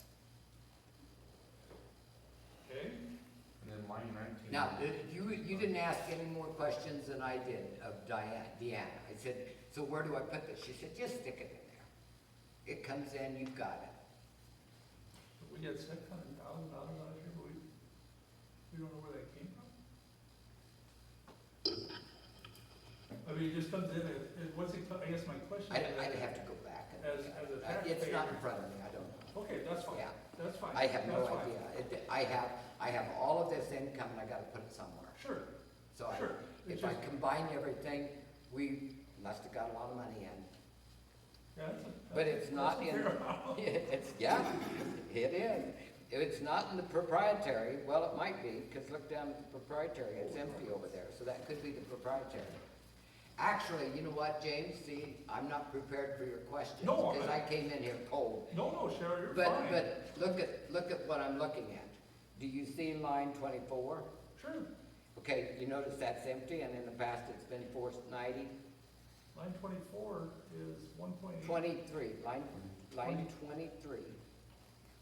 Line 23 on my, oh, it is empty for this year. Yes. You see that says only if page 6 is used?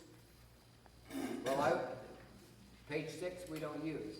So instead of putting it in there erroneously, I said, where can I go with it? Because if you put it in there, you have to fill out all of page 6, and it was complicated and harassing and didn't need it.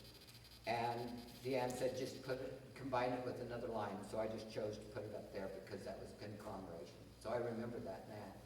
So if you take the 119 of 2019-20, follow that column. Line 7, federal receipts is 119,000.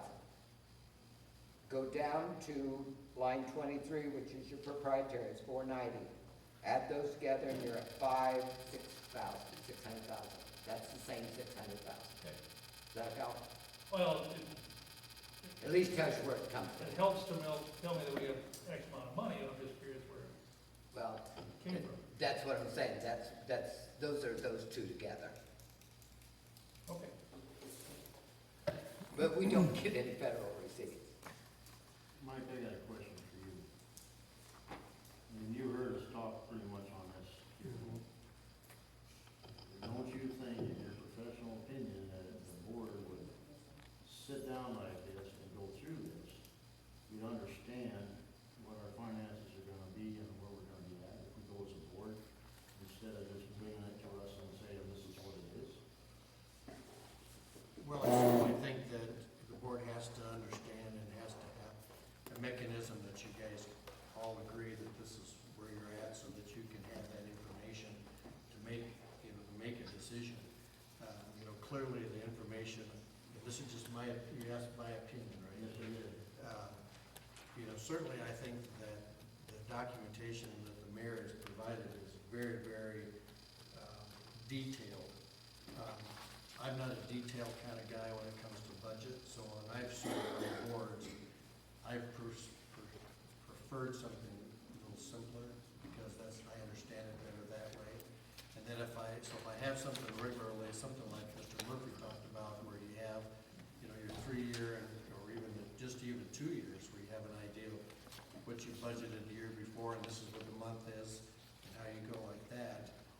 If I want to have more specific information, then I would, when school board in Yankton, and I'd go in ahead of time of the meeting and say, I don't get this, I don't understand that.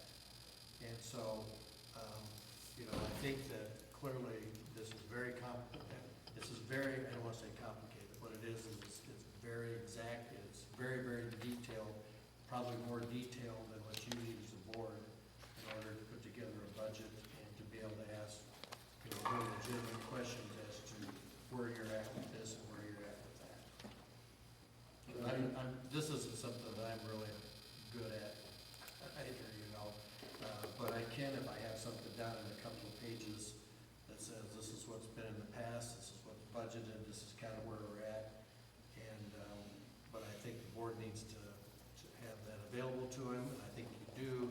I don't know that the format is set up in a way that works good for the board. You know, and you know, to some extent, you've got two kind of different things going on here. Number one, you know, the staff and mayor have to have something like this because of what the state requires of them.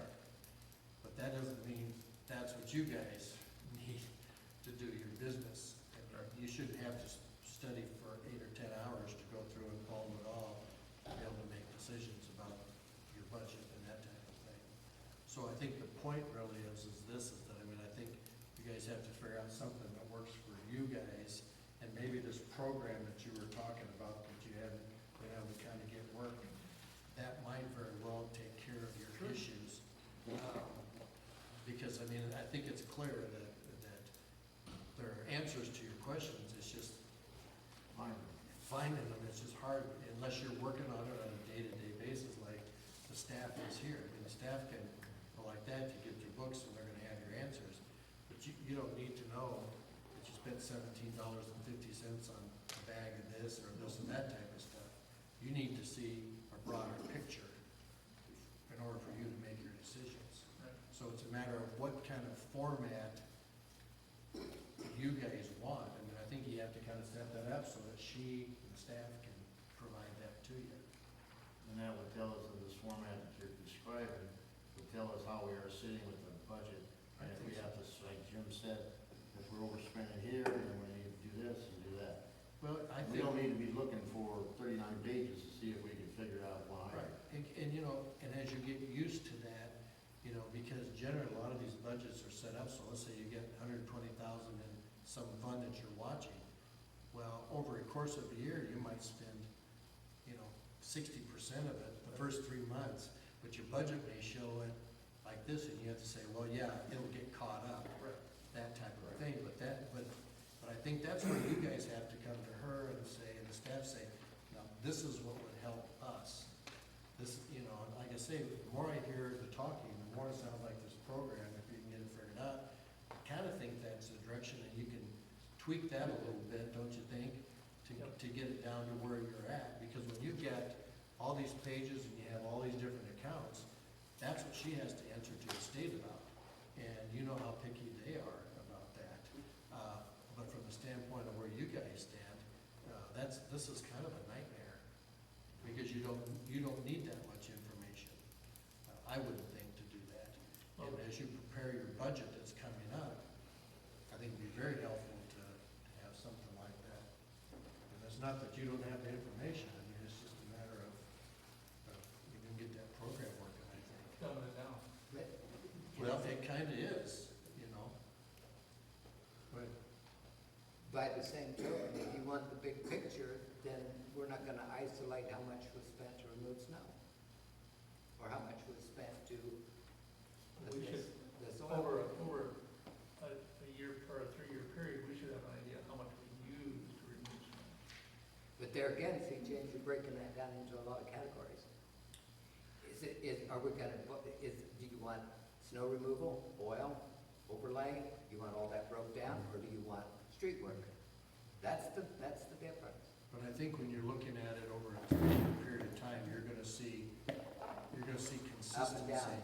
And it, you know, whether it goes up a little bit or goes down a little bit, that's not gonna be that's not what's gonna make you concerned. No. It's this Right. or that. Right. That's where you're gonna say, okay, what's the What deal? happened? What then you go back and look and see And what then you caused go it. back and you go But through this stuff here. Would that be agreeable, that you don't do that all the time, but if you see this out of line, you've got a way to go back into it? But we have to see that, Cheryl, every month to keep a good track of it. You know, the oil and all this stuff, it can be categorized into streets. I'm not saying we It is. can't do that, but we gotta have it so we know what we're sitting with, how much we're spending each month and how much we're not spending each month. And we can categorize these ideas into, you know, streets or whatever the streets are, and waters, whatever, and sewers, whatever. See where we're at, because those are the biggest accounts we have in this town. I Those think, are the ones that we have to look for.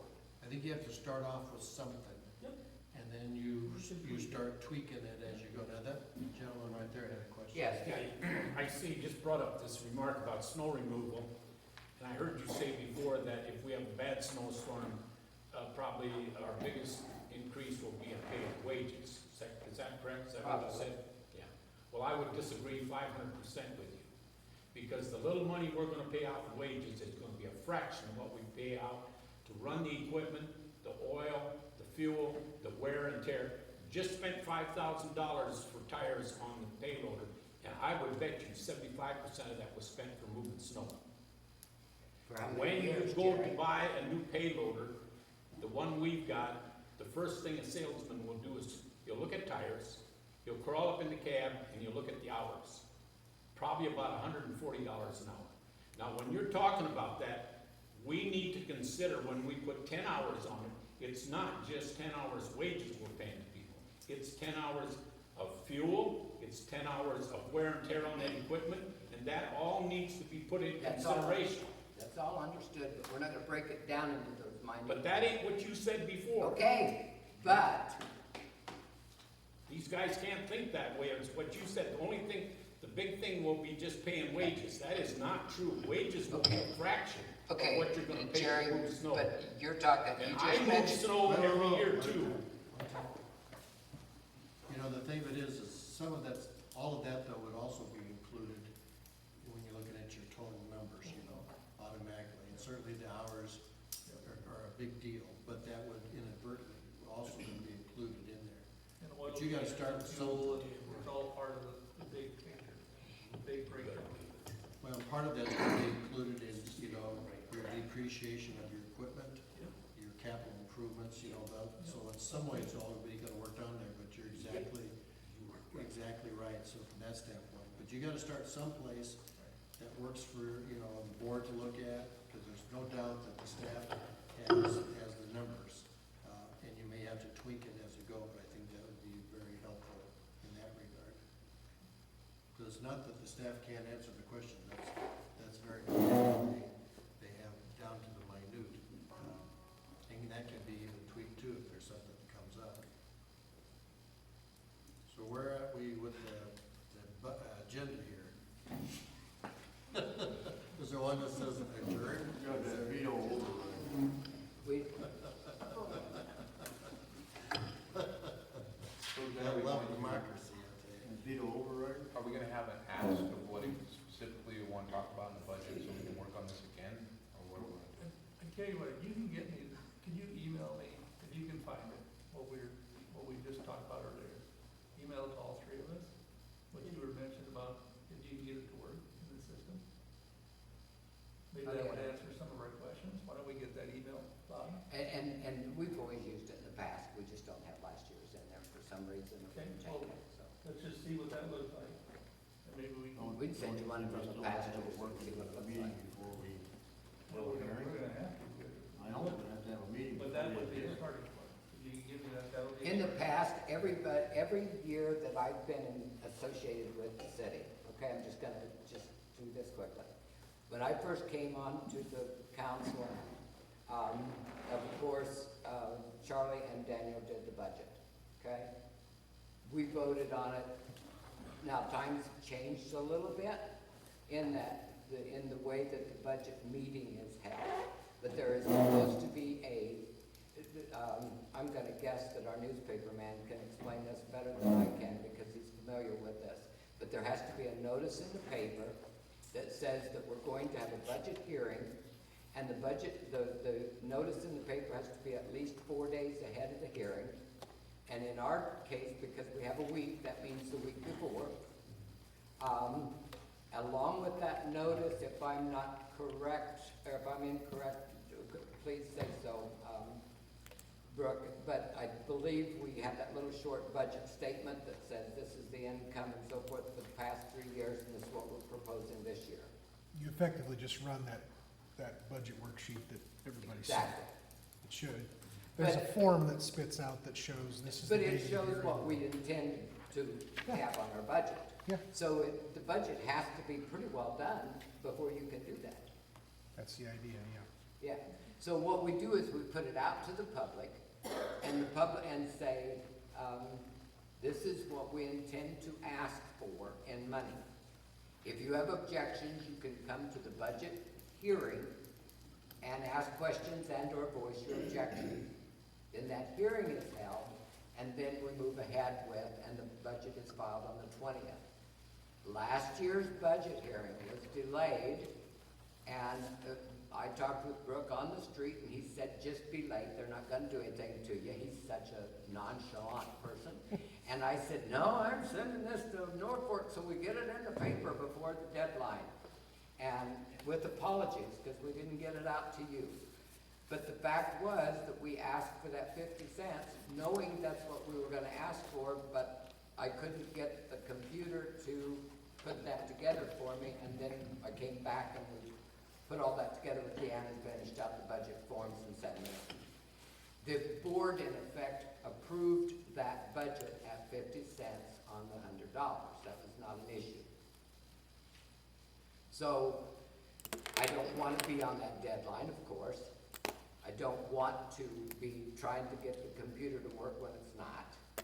And so, we're trying to get these sheets all done so that you can see them. I have scheduled some town hall meetings. They are not official meetings, so we're gonna talk about some things about the streets and about the sewer and some of the infrastructure and some things so that the public hopefully has a place that can come just ask questions.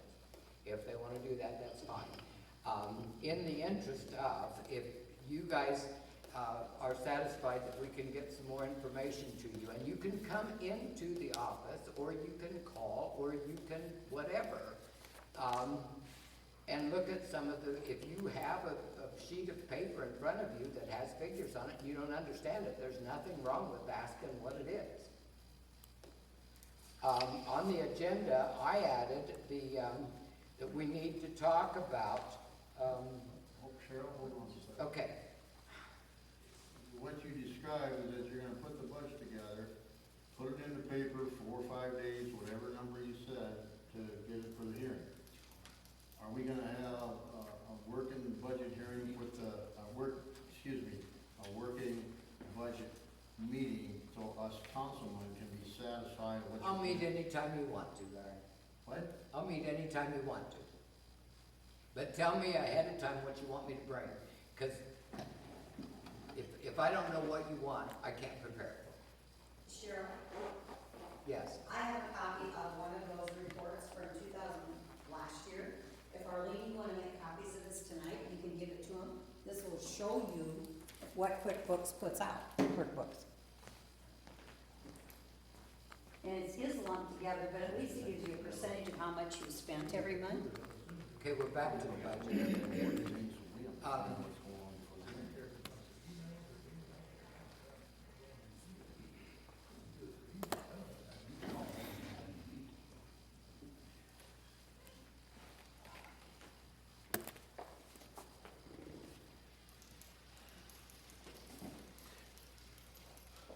You know, what time I told you something I couldn't find, and I'm just messing around and just found something.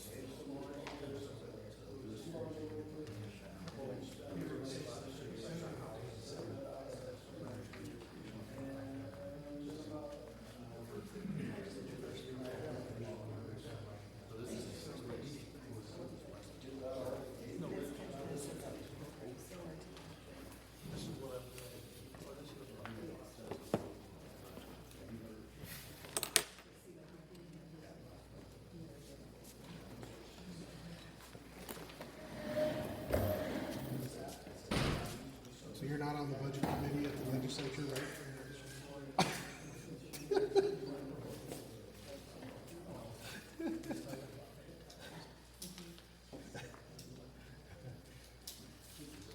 I have to explain these to it, approach it like every man's got to know his limitations. That's good.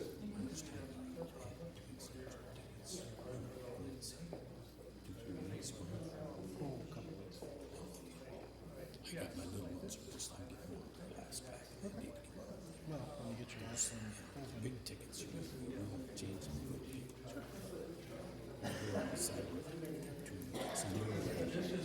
Okay.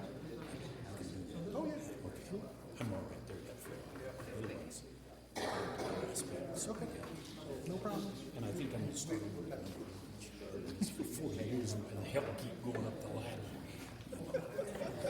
It's perfectly fine. You know, really.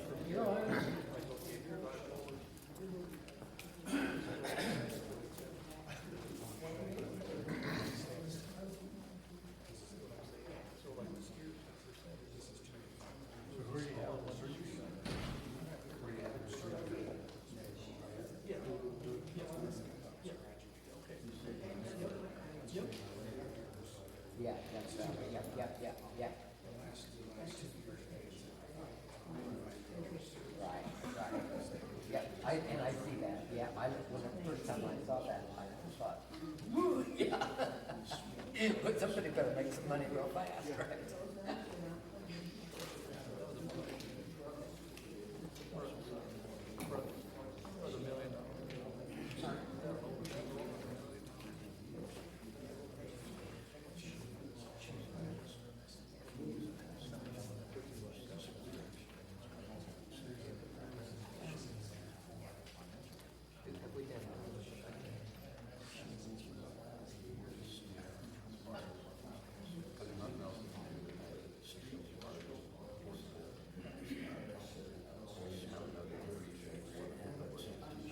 So what do you want?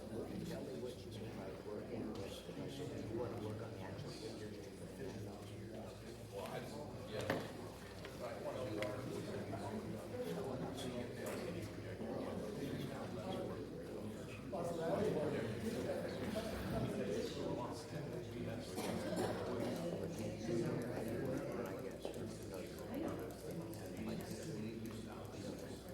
I plan to do that.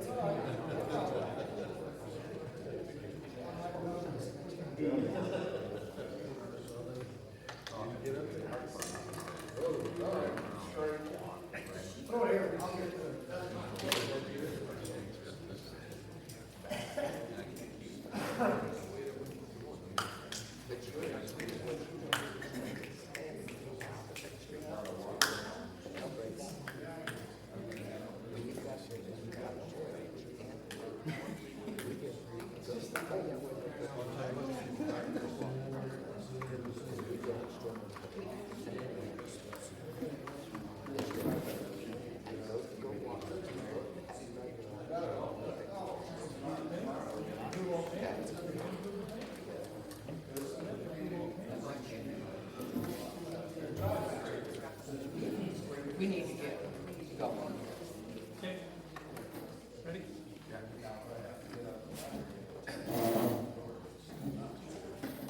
What's the next item, Cheryl? Well, Veto override. Mr. Pike wants the veto. Been hollering for this, let's get it done. Are we gonna, we're gonna go I back? sent you all a letter today, and there's copies on the thing that explain my position, so. You know, I just wanna say one thing more about the budget, and I promise I won't say anything more. You know, we gotta remember this, that a budget can be changed. Sure. You know, I mean, this isn't like set in stone. You know, it's the idea of this is what our plan is. And when you're changing, you know, plans change, you amend the budget, so. But I think you need to get something done, because like you say, your time is coming short. So, go ahead. Yes, and if I may add, the books are up to date. There's no reason why there's any problem with that. So, any month, any week, anything that you want a copy of is there.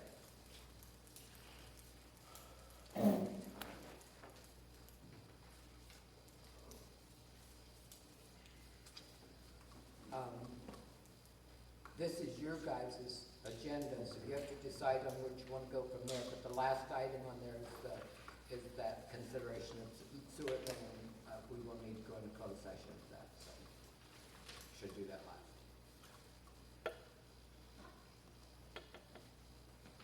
Which one? The left. We're gonna do that last. Yep. Okay, so Well, I'll you- make a motion that we override the veto from the mayor to core the streets in town. I'll second that.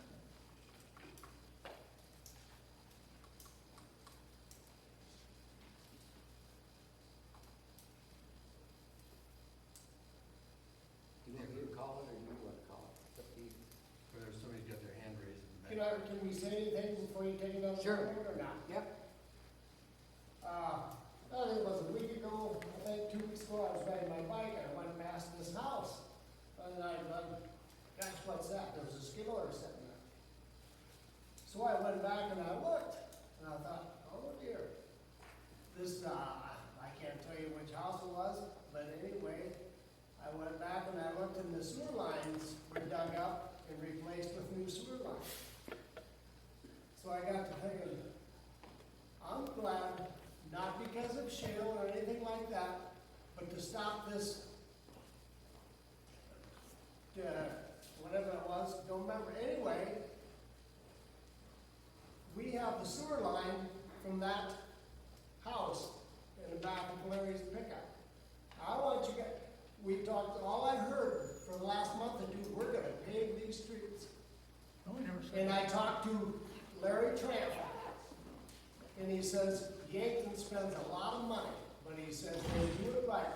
They do the water and they do the sewer before they do anything else. That's what I ask you as board members to consider what's going on there. By all means, we can walk look at that pipe, and you can see whether there's an issue or not. But that's what I'm bringing up. Why would we core, or whatever you call it, a street, if we know that sewer line is faulty? Because the whole thing's gonna get tore up. Hire the people that find out your sewer lines where you can actually pave a street, and there's no issues. That's my 2 cents on, this is what you gotta look at, what's underneath the street before you put anything black on top of it. Without question. I have no idea why the board did not address this. And then I would like to say one more thing, because in your packet, I gave you a thing from Johnson, sewer company, service company. I don't have that.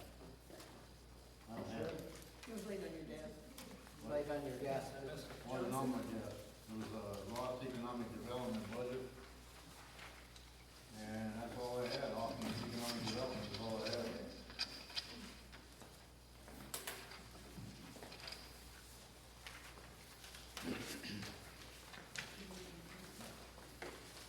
I would like you to look at that, because it's not on the agenda, but we can handle it maybe in September, but just so, for information. These folks are the go-tos. I talked to Steve Parr today, he agrees they're go-tos. And Miller's recommend them. They kind of do what you're talking about with the coring of the streets. They come out and camera all the sewer system. They find the broken pipe, they find the tree roots, they find the gut that's left over from 20 years of use. Remember that we have a lot of clay pipe, and so that breaks, and then it lays there, and then you've got water and blah, blah, blah. So, as we are looking at putting a new sewer system in, we talked with Millers. Millers said, this would be great if you got this done before whatever we do. Doesn't matter whether it's a lagoon or whether it's a plant, because you've got this water coming through these pipes. The guys find, of course, that a lot of times that they get a lot of grease that builds up, that affects the bacteria. There's all kinds of things that affect the bacteria that takes care of the sewer system. So anyway, Johnson's, what they do, they come out and do all the camera work and so forth. They tell you what shape you're in, but we've got, I don't remember how many hundreds of feet he said now, that they estimate that we've got. It's probably on here somewhere. So they break this into a 5-year contract. And if we sign up to go with them, they guarantee that that price is not going to change for the first 3 years. But they had gone to whatever that price is. I can't even see it right now. My eyes are not working anymore. So I think it's $1.60. So anyway, they do it in 5-year shifts. So you do a fifth of the town, a fifth of the town, a fifth of the town, a fifth of the town, and then you start over, because by that time you may have more tree growth and so forth, or you can delay it a while if you want to. All advice is that this is a necessary thing. Their bid here is somewhere close to $12,000 per year for that 12 years, or for that 5 years. So you're looking at about $60,000, but it would run that $12,000 a year. We would like to at least start this project. Miller's, the maintenance guys, and I have talked about this several occasions. I talked with Steve Parr today a little bit. He's our street superintendent. He doesn't have anything to do with the sewer, but he understands that when you fix the street, there's sewer and water underneath it. So if you're gonna replace the whole thing, you have to consider the infrastructure underneath it. So that's just my idea that I'm throwing out there for you to consider. I have nothing against coring. I think that that's probably valuable in its own place. I just feel like that if we can identify streets that we're gonna have to dig up anyway, then we don't need to core those. So we could take the $20,000 that would be spent coring and put $11,000 towards the first year of this.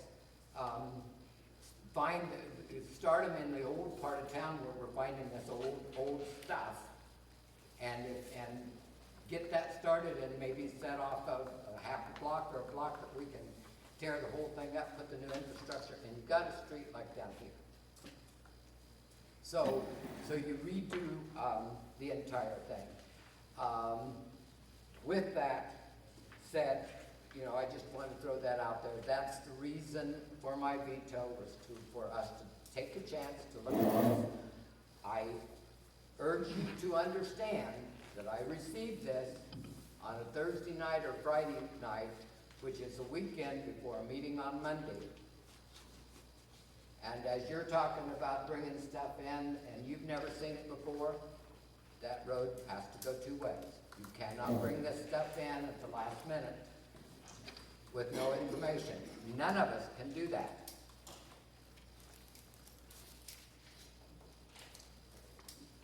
I'm just asking you to put off the hiring of doing the coring of the streets till we make a decision together as to how to best spend that infrastructure money, and it may be in a different way than Cory. Get the value.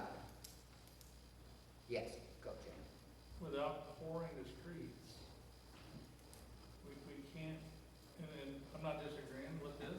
Sure. To go and say, well, without pouring the streets, and then say the street out here is like, without pouring that street, we can't get a bid to fix what's under the street, with the street.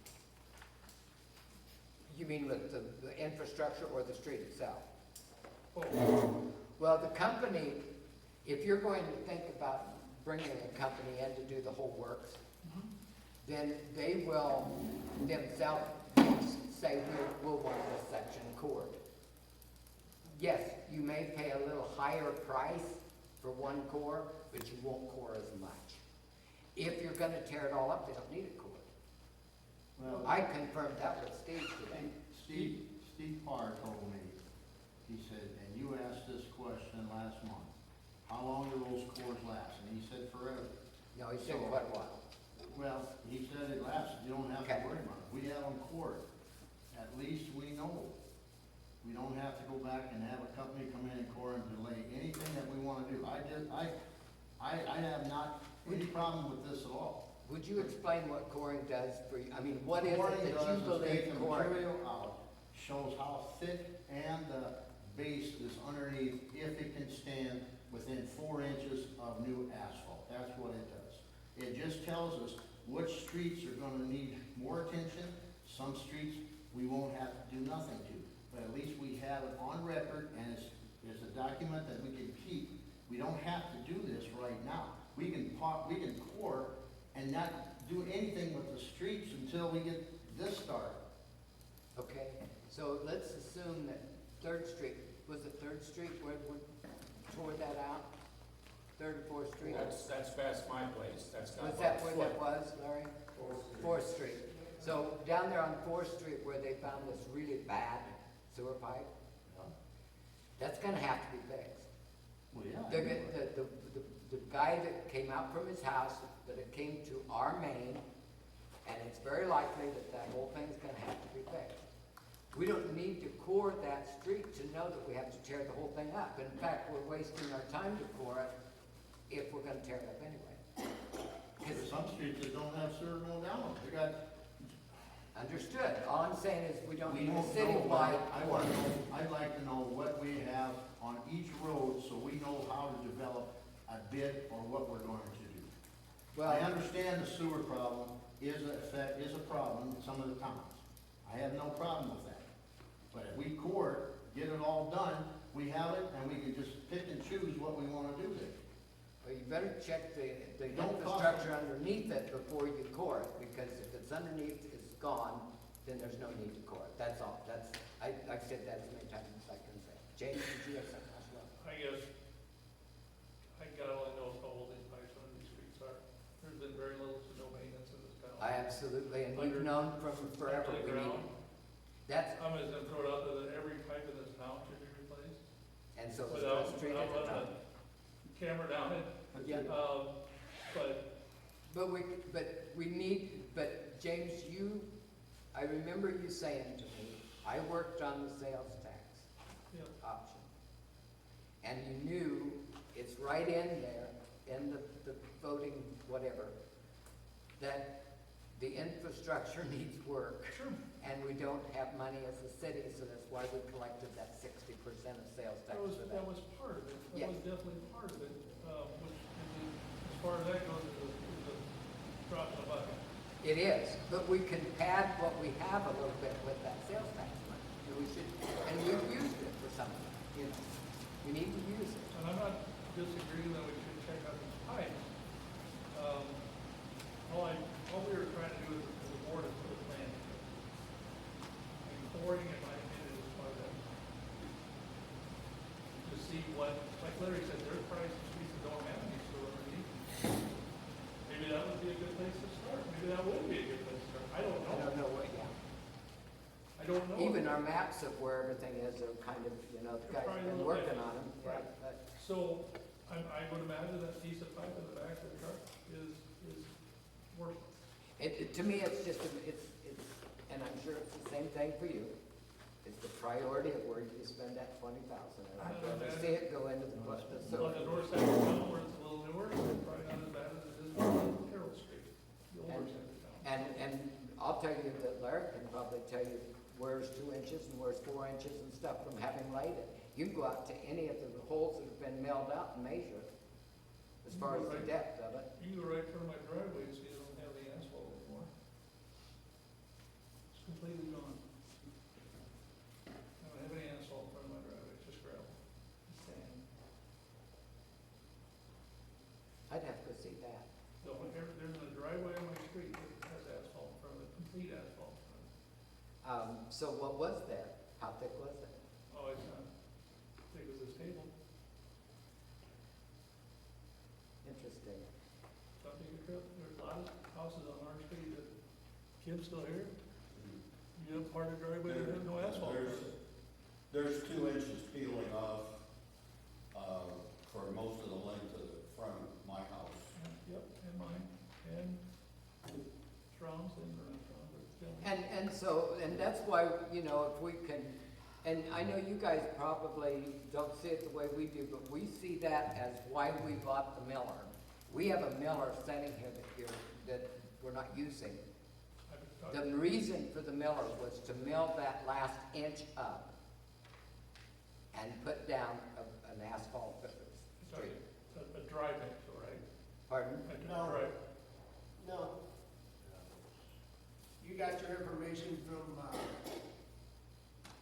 Shane Weidler? No? No, don't start throwing Well, names you out there. explain what you would do. If you build it, well, what the process would be. Would it be a hot mix? No, Then It's a cold then mix. It's a cold mix. It's a cold I mix. talked to two engineers that says, don't ever do that. Well, the county uses cold mix all the time. No, we're not counting, I talked Well- to two engineers, they said, don't do that. Well, and then, they're not telling you That was don't use that. this way. It's- No, they said, don't ever do that. Okay, well, We got, tell me who your engineers are. Now, folks, we got a motion here. we got a motion. We're way off. Yeah. base. Need a vote. Yep, Sorry. and in the meantime, give me your engineer's name, because I'd like to talk We'll to do them that some afterwards. Okay, you can email those to me, Jay. I'll email you the profit loss, you email me. It was my recollection that the amount for the deal was less than 20,000, it was like 17,000. 17, Okay. I think the new one came out, it was more because we added those, so you can drop that off again if you don't think we need to know, or need I to. thought he said 17 to 18,000 dollars, that's what I heard. Okay, he sent a new one, anyway. You gonna vote now? Now, the other thing you need to know is that that contract says that once it's signed, they'll start the work in 4 days. That's fine. So you're gonna take it out of this year's budget, okay? But it's gotta be less than 20,000 bucks, It is. Because, because your ordinance is requiring it to be bids if it's over $20,000. That's why Yes. I want to know. yes, and we need to look at that contract again then, because he upped it, because we asked for Colorado, Wyoming, Sharon Street, so forth, so Correct. that went up. We can stop. What's that? We don't have to do this one, so it's. No, we're doing it. No, the contract that he gave me, that I gave to Cheryl, was less than $20,000. It was, wasn't it? But Bob, did you get the second one? No, I had, the one I gave you reflected the included the The shares. included? Yes, Mayor. Yeah, the updated one. Yes, the one I gave you. The other thing you need to be aware of is in that contract, it says that the coring holes will be filled by on-site material. And I asked Steve what that meant, and he said, well, he assumed that it was just what they took out, but if we had filler material, and I said, well, we don't have any, the strip's gone. So, We can't buy none from the county if we talk to them?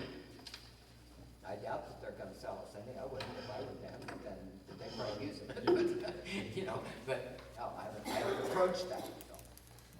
We need to build a strip. With your vote, while you're, let's think about that too. Move forward with the vote, Larry, What's that? You're voting. You're voting. Motion. on your own motion. Yes. James? Yes. Bob? Yes. Okay, so we'll do, I'll start the process of getting the coring done. And then again, I urge you to think about Belvin Strip. So we've got money for both. Money's not the issue at this point, it's whether it's worthwhile in the long run. So now we're at the very end one. No, we didn't talk about tomorrow. We got that What? city contract for the plumbers. I thought that was a non-issue, so since there is no contract and there is no city plumber, so what, Well, because people were asking me, how come the city of Crofton gets one plumber and nobody else gets even asked? okay, Mr. Pikes, may I suggest something? What'd you get? When they ask you that, tell them to come and talk to the mayor. They don't wanna talk to you, because you don't like them, they said. Oh, Because that's why they don't get nothing, because they don't care for them. That's their exact words. well, And if they don't feel comfortable talking to you, because they've never ever been, that's what they told me, I'm sorry. okay, you've been here long enough in that chair. I've been here a long time. Time out. Do we have a city plumber? We do not. Then move on. The last item on the agenda. Wait a minute, are you gonna have a budget meeting or not? Because you need to set that. I would like to have a working budget meeting. I want to know what a working budget meeting is, so you tell me what you want me to fix, okay? Not fix, show us what you got so we can understand. What you want me to prepare to bring to the meeting, What are you gonna show at the hearing? the budget. How you You got want those to write numbers? the budget. How you got those numbers? We'd like to know that. Might I speak?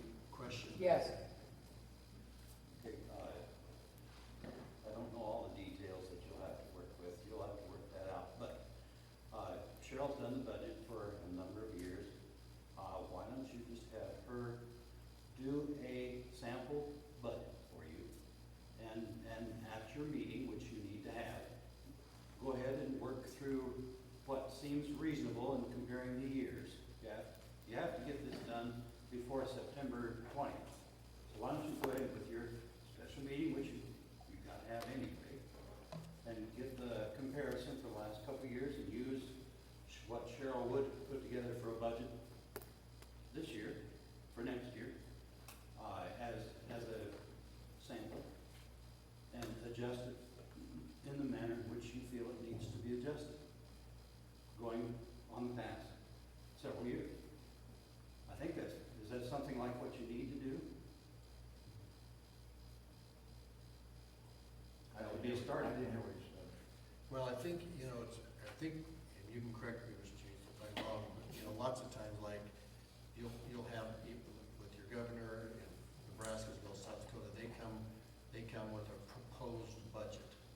And that you then ask questions and you modify what that might be, which would be consistent with what your section 104.3, where she makes recommendations to the city council as it relates to many different subjects, and one of them is general prosperity of the city, and as well as finances. And so she would present to you her proposed budget based upon all of her background and her information, and then they present it to you guys, and then you guys can ask questions and make whatever adjustments that you feel are And that's what necessary. we should have before we have a hearing.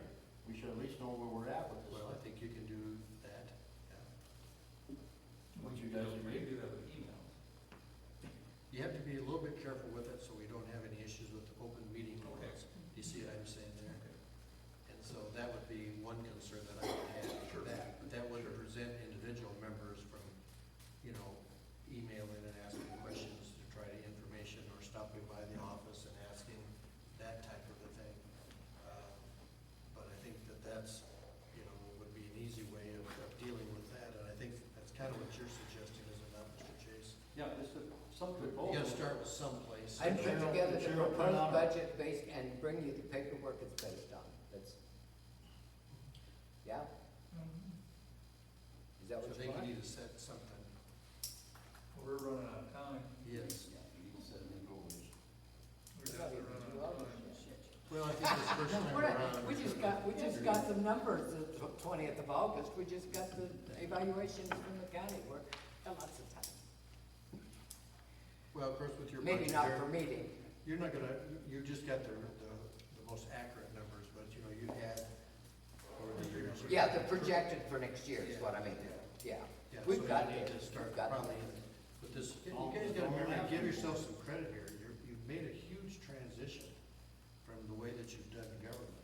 And next year is gonna be a lot easier as how things go. Don't laugh. And I think then you'll know, we gotta start this process here. You'll have, I think, what you're preparing here, an idea of where you're at, and I think it'll work a lot smoother in the future. I really do. Okay, What are you so, thinking, Mr. Murphy, so- time-wise? James, We said So- next- so if we have this big figure here that I Yeah, filled in, Arlene was showing me that. and then I show you where it came from. That and Arlene, she brought it over, we talked about it. I don't know, did you get one to everybody, just me? Well, you just express your opinion, so. Yeah. I will, I'll give it to you too. I'll email it tomorrow. But I think that would work. It kind of gives you a breakdown of where we're at by month, right? 'Cause that one you showed me was June of Yeah. this year. But we had a breakdown by month, like, okay, this is how much we budgeted for this, and this. Right. This is how much we have left, percentage over that 3-year period. So we have an idea where we're at each month going forward. That makes sense? Mhm. I think something like that would be very, very useful. And I will email these to what you gave me. Well, I gave them the same. You gave the Yeah, same they thing? got the same paper. Okay, okay. So we'll- It just shows you what it Well, would not look by like. month like you. No, but she will get it. We discussed that. Right now, she gave it to you through June, how much we have left, but if we have a breakdown by month, that, it really is black and white. There's not 1,000 different categories, like, oh, here's this category, this is where we did physical. I don't think the numbers were plugged into this year's budget. with Sure. the QuickBooks, Sure. but it would be something we could do Going October forward, through 2022, 21 to 21 and 22. Yeah, something like that would be easier to follow I think. and have a We'd have to better check with idea. Eddie and see Can you how- look into that? Would you please Mhm. look into that? Thank you. I think that'd be very helpful. You know, you'll know exactly where you're at, and then as time goes on, you'll have a history that you can follow through. Correct. Every 'Cause I really don't think over the terms of your years, you're not gonna have a lot of fluctuations, except for when you have big projects. Right. And that'll show up just like boa constrictors. Sure. Don't tell about that, Jim. I just turned that off. Why is it still You gotta running? get better music, that's the problem. You can rock and roll here. Yeah, I know. Huh? Just, why doesn't it quit? Definitely some AC/DC on the highway. That's what I was thinking. Oh, come on. But that meeting has to be relatively Soon. soon because, I think next Monday. but we can have the hearing, the budget hearing prior to our regular meeting on, right? We got the budget hearing, what we did at the school board time, had the budget hearing before and then we had the regular meeting after that. You look at it.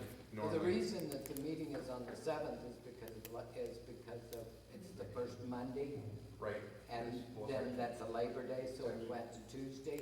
But you've got a whole week there that is not, you know, we can have that budget hearing in that week before. That's next week. That's Is next it? week. Yep, that's next week, or, It is. that's what they were running. You got a whole week in June. 23rd. Did everybody get my email about the next meeting, instead of the 7th, be on the 13th, because I'm gonna have surgery?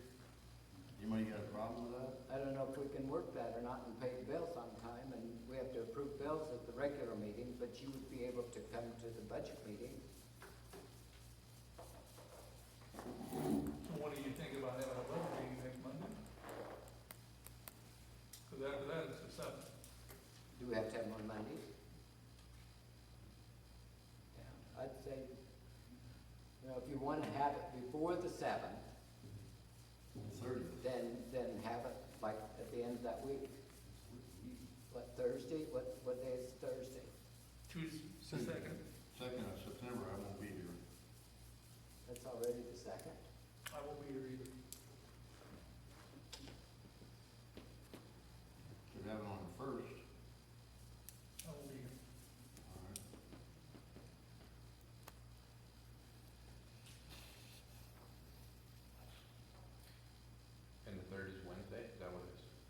to come in? You want to, Thursday, Friday. Third is Friday. Third is Friday. I'm gone all week, Okay. starting Tuesday. Come back Sunday. Or Monday. So that makes it the end of this week. End of this week or first part of next week, next Monday. This is Monday. What town hall meetings are tomorrow night? Is that what we're gonna, you guys scheduled for tomorrow night? 31st. Oh, schedule, I scheduled it for 2 Tuesdays in a row. 24th. So the end of this week is what date then? The What? 27th is Friday. 27th is Friday. The Keep in 26th, mind- is Thursday an option? Thursday the 26th, or is that? I have no problem with Thursday, 26th. 26? I have no problem with that.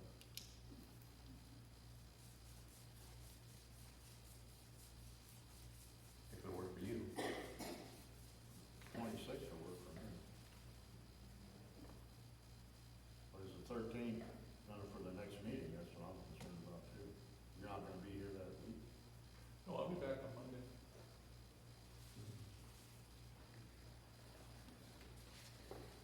Do we have a budget meeting on the 26th? What's that? Okay? We can't pay those, yeah, how do we, We need to have a regular meeting, even if not everybody's here. If you don't address all the things, you need to have your regular meeting, because there's nothing in the code that says that we excuse meetings for absences. We can tell people they better be there, and in fact, if you're gonna be gone, you're supposed to have an excused absence. Or so I'm told. So, if we set our dates and tell all of our people that we pay bills to, that we're gonna pay them on that first Monday, then we need to stick to that. That's an obligation. I thought Monday we weren't having a meeting anyway. 27th. It's a holiday. Because of Labor Day. Right, so we're not paying our bills on Monday. Okay, first Monday, except for holidays, that's our obligation. Is, okay?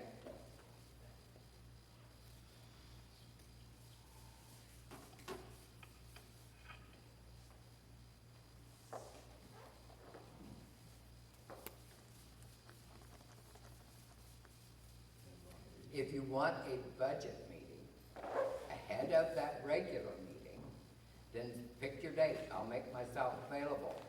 I'll have paperwork here for you. I don't know if I have to, whatever I have to do.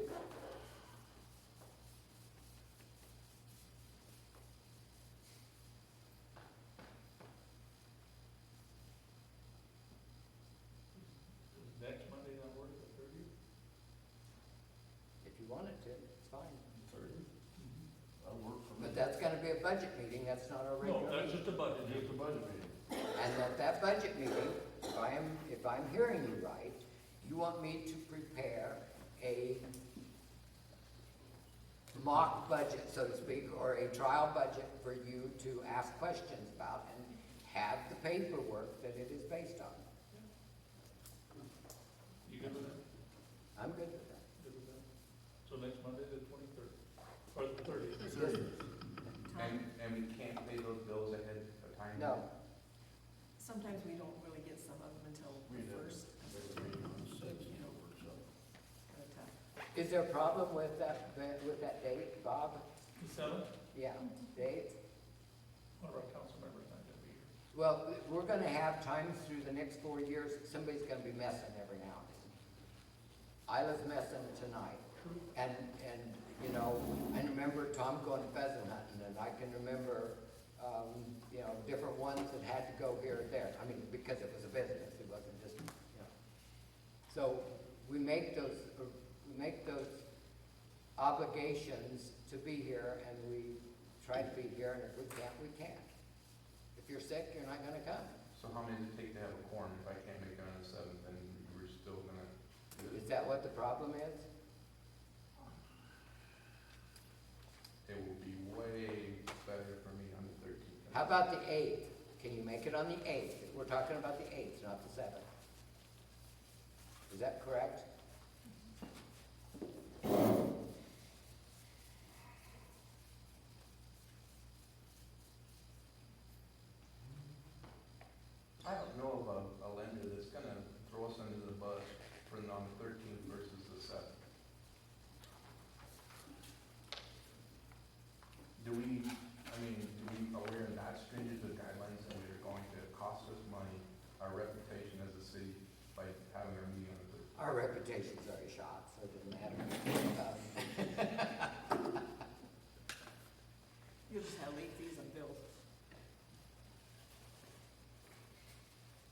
If we're not gonna have a quorum, we can't hold a meeting. It's that simple. That's a little unusual if we plan to not have a quorum. I don't know. Mr. Stevens is a better answerer to that than I am. I just remember reading things that, this board member was excused, that board, and it says in there somewhere about you can mess, but if you mess too much, you can adjourn and demand that they come and attend, and there's all kinds of little rules. Do we want to do that picking now? Let's try to make it available, but Bob, you never said there's gonna be two of us gone until now. So are you planning to be gone? I'm not sure. at this- Okay.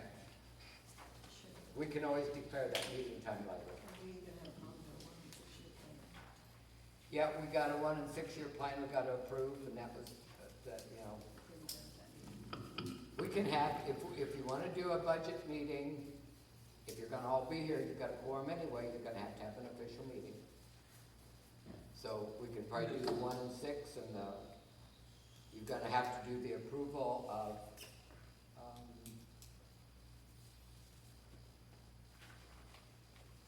what? We decided for a budget meeting next Monday, right? Yeah. Now we're just trying to figure out a regular meeting, monthly meeting. Well, That's what we're trying to decide. yeah, Bob says it can't be here, that's what. Then I guess we're pushing. But what we're saying is that this 1 and 6 stuff has to be approved, and there has to be a hearing on that too. And that has to be in before the 20th, if I remember right, that's something.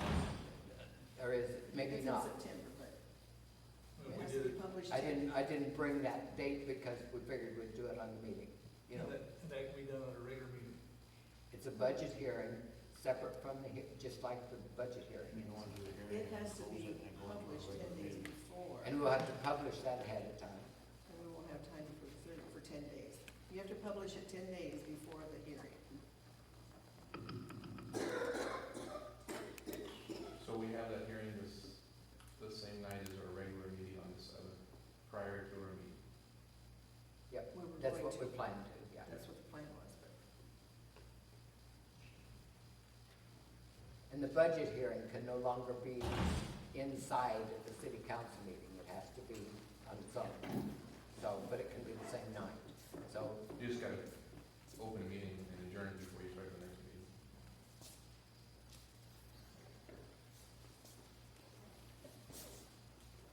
which would put it outside of the regular one, yeah.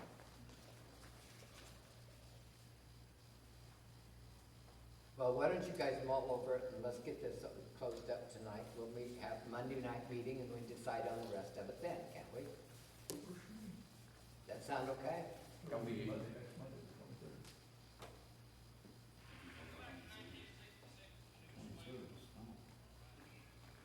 Thursday? So I have on the 30th, which is 7 days from today, Monday, 30? on, that we, Monday, the 30th. Today's 23rd. Next Monday, the 30th, we're having a Yeah. budget. Budget meeting on the 30th. Right. And then we'll try to figure out a monthly meeting at that time. We have it on the 6th, but don't bother nobody. It does bother me. I'm traveling. that's a Sunday, right? Have it on the 8th. I haven't on a Sunday. Eight's fine with me. If we- Okay, we're gonna have a budget meeting on the 30th at 6:30. Right. I have a question. Okay, You know, if one council member's not here, that's no big deal. But now, why can't we, like Cheryl said,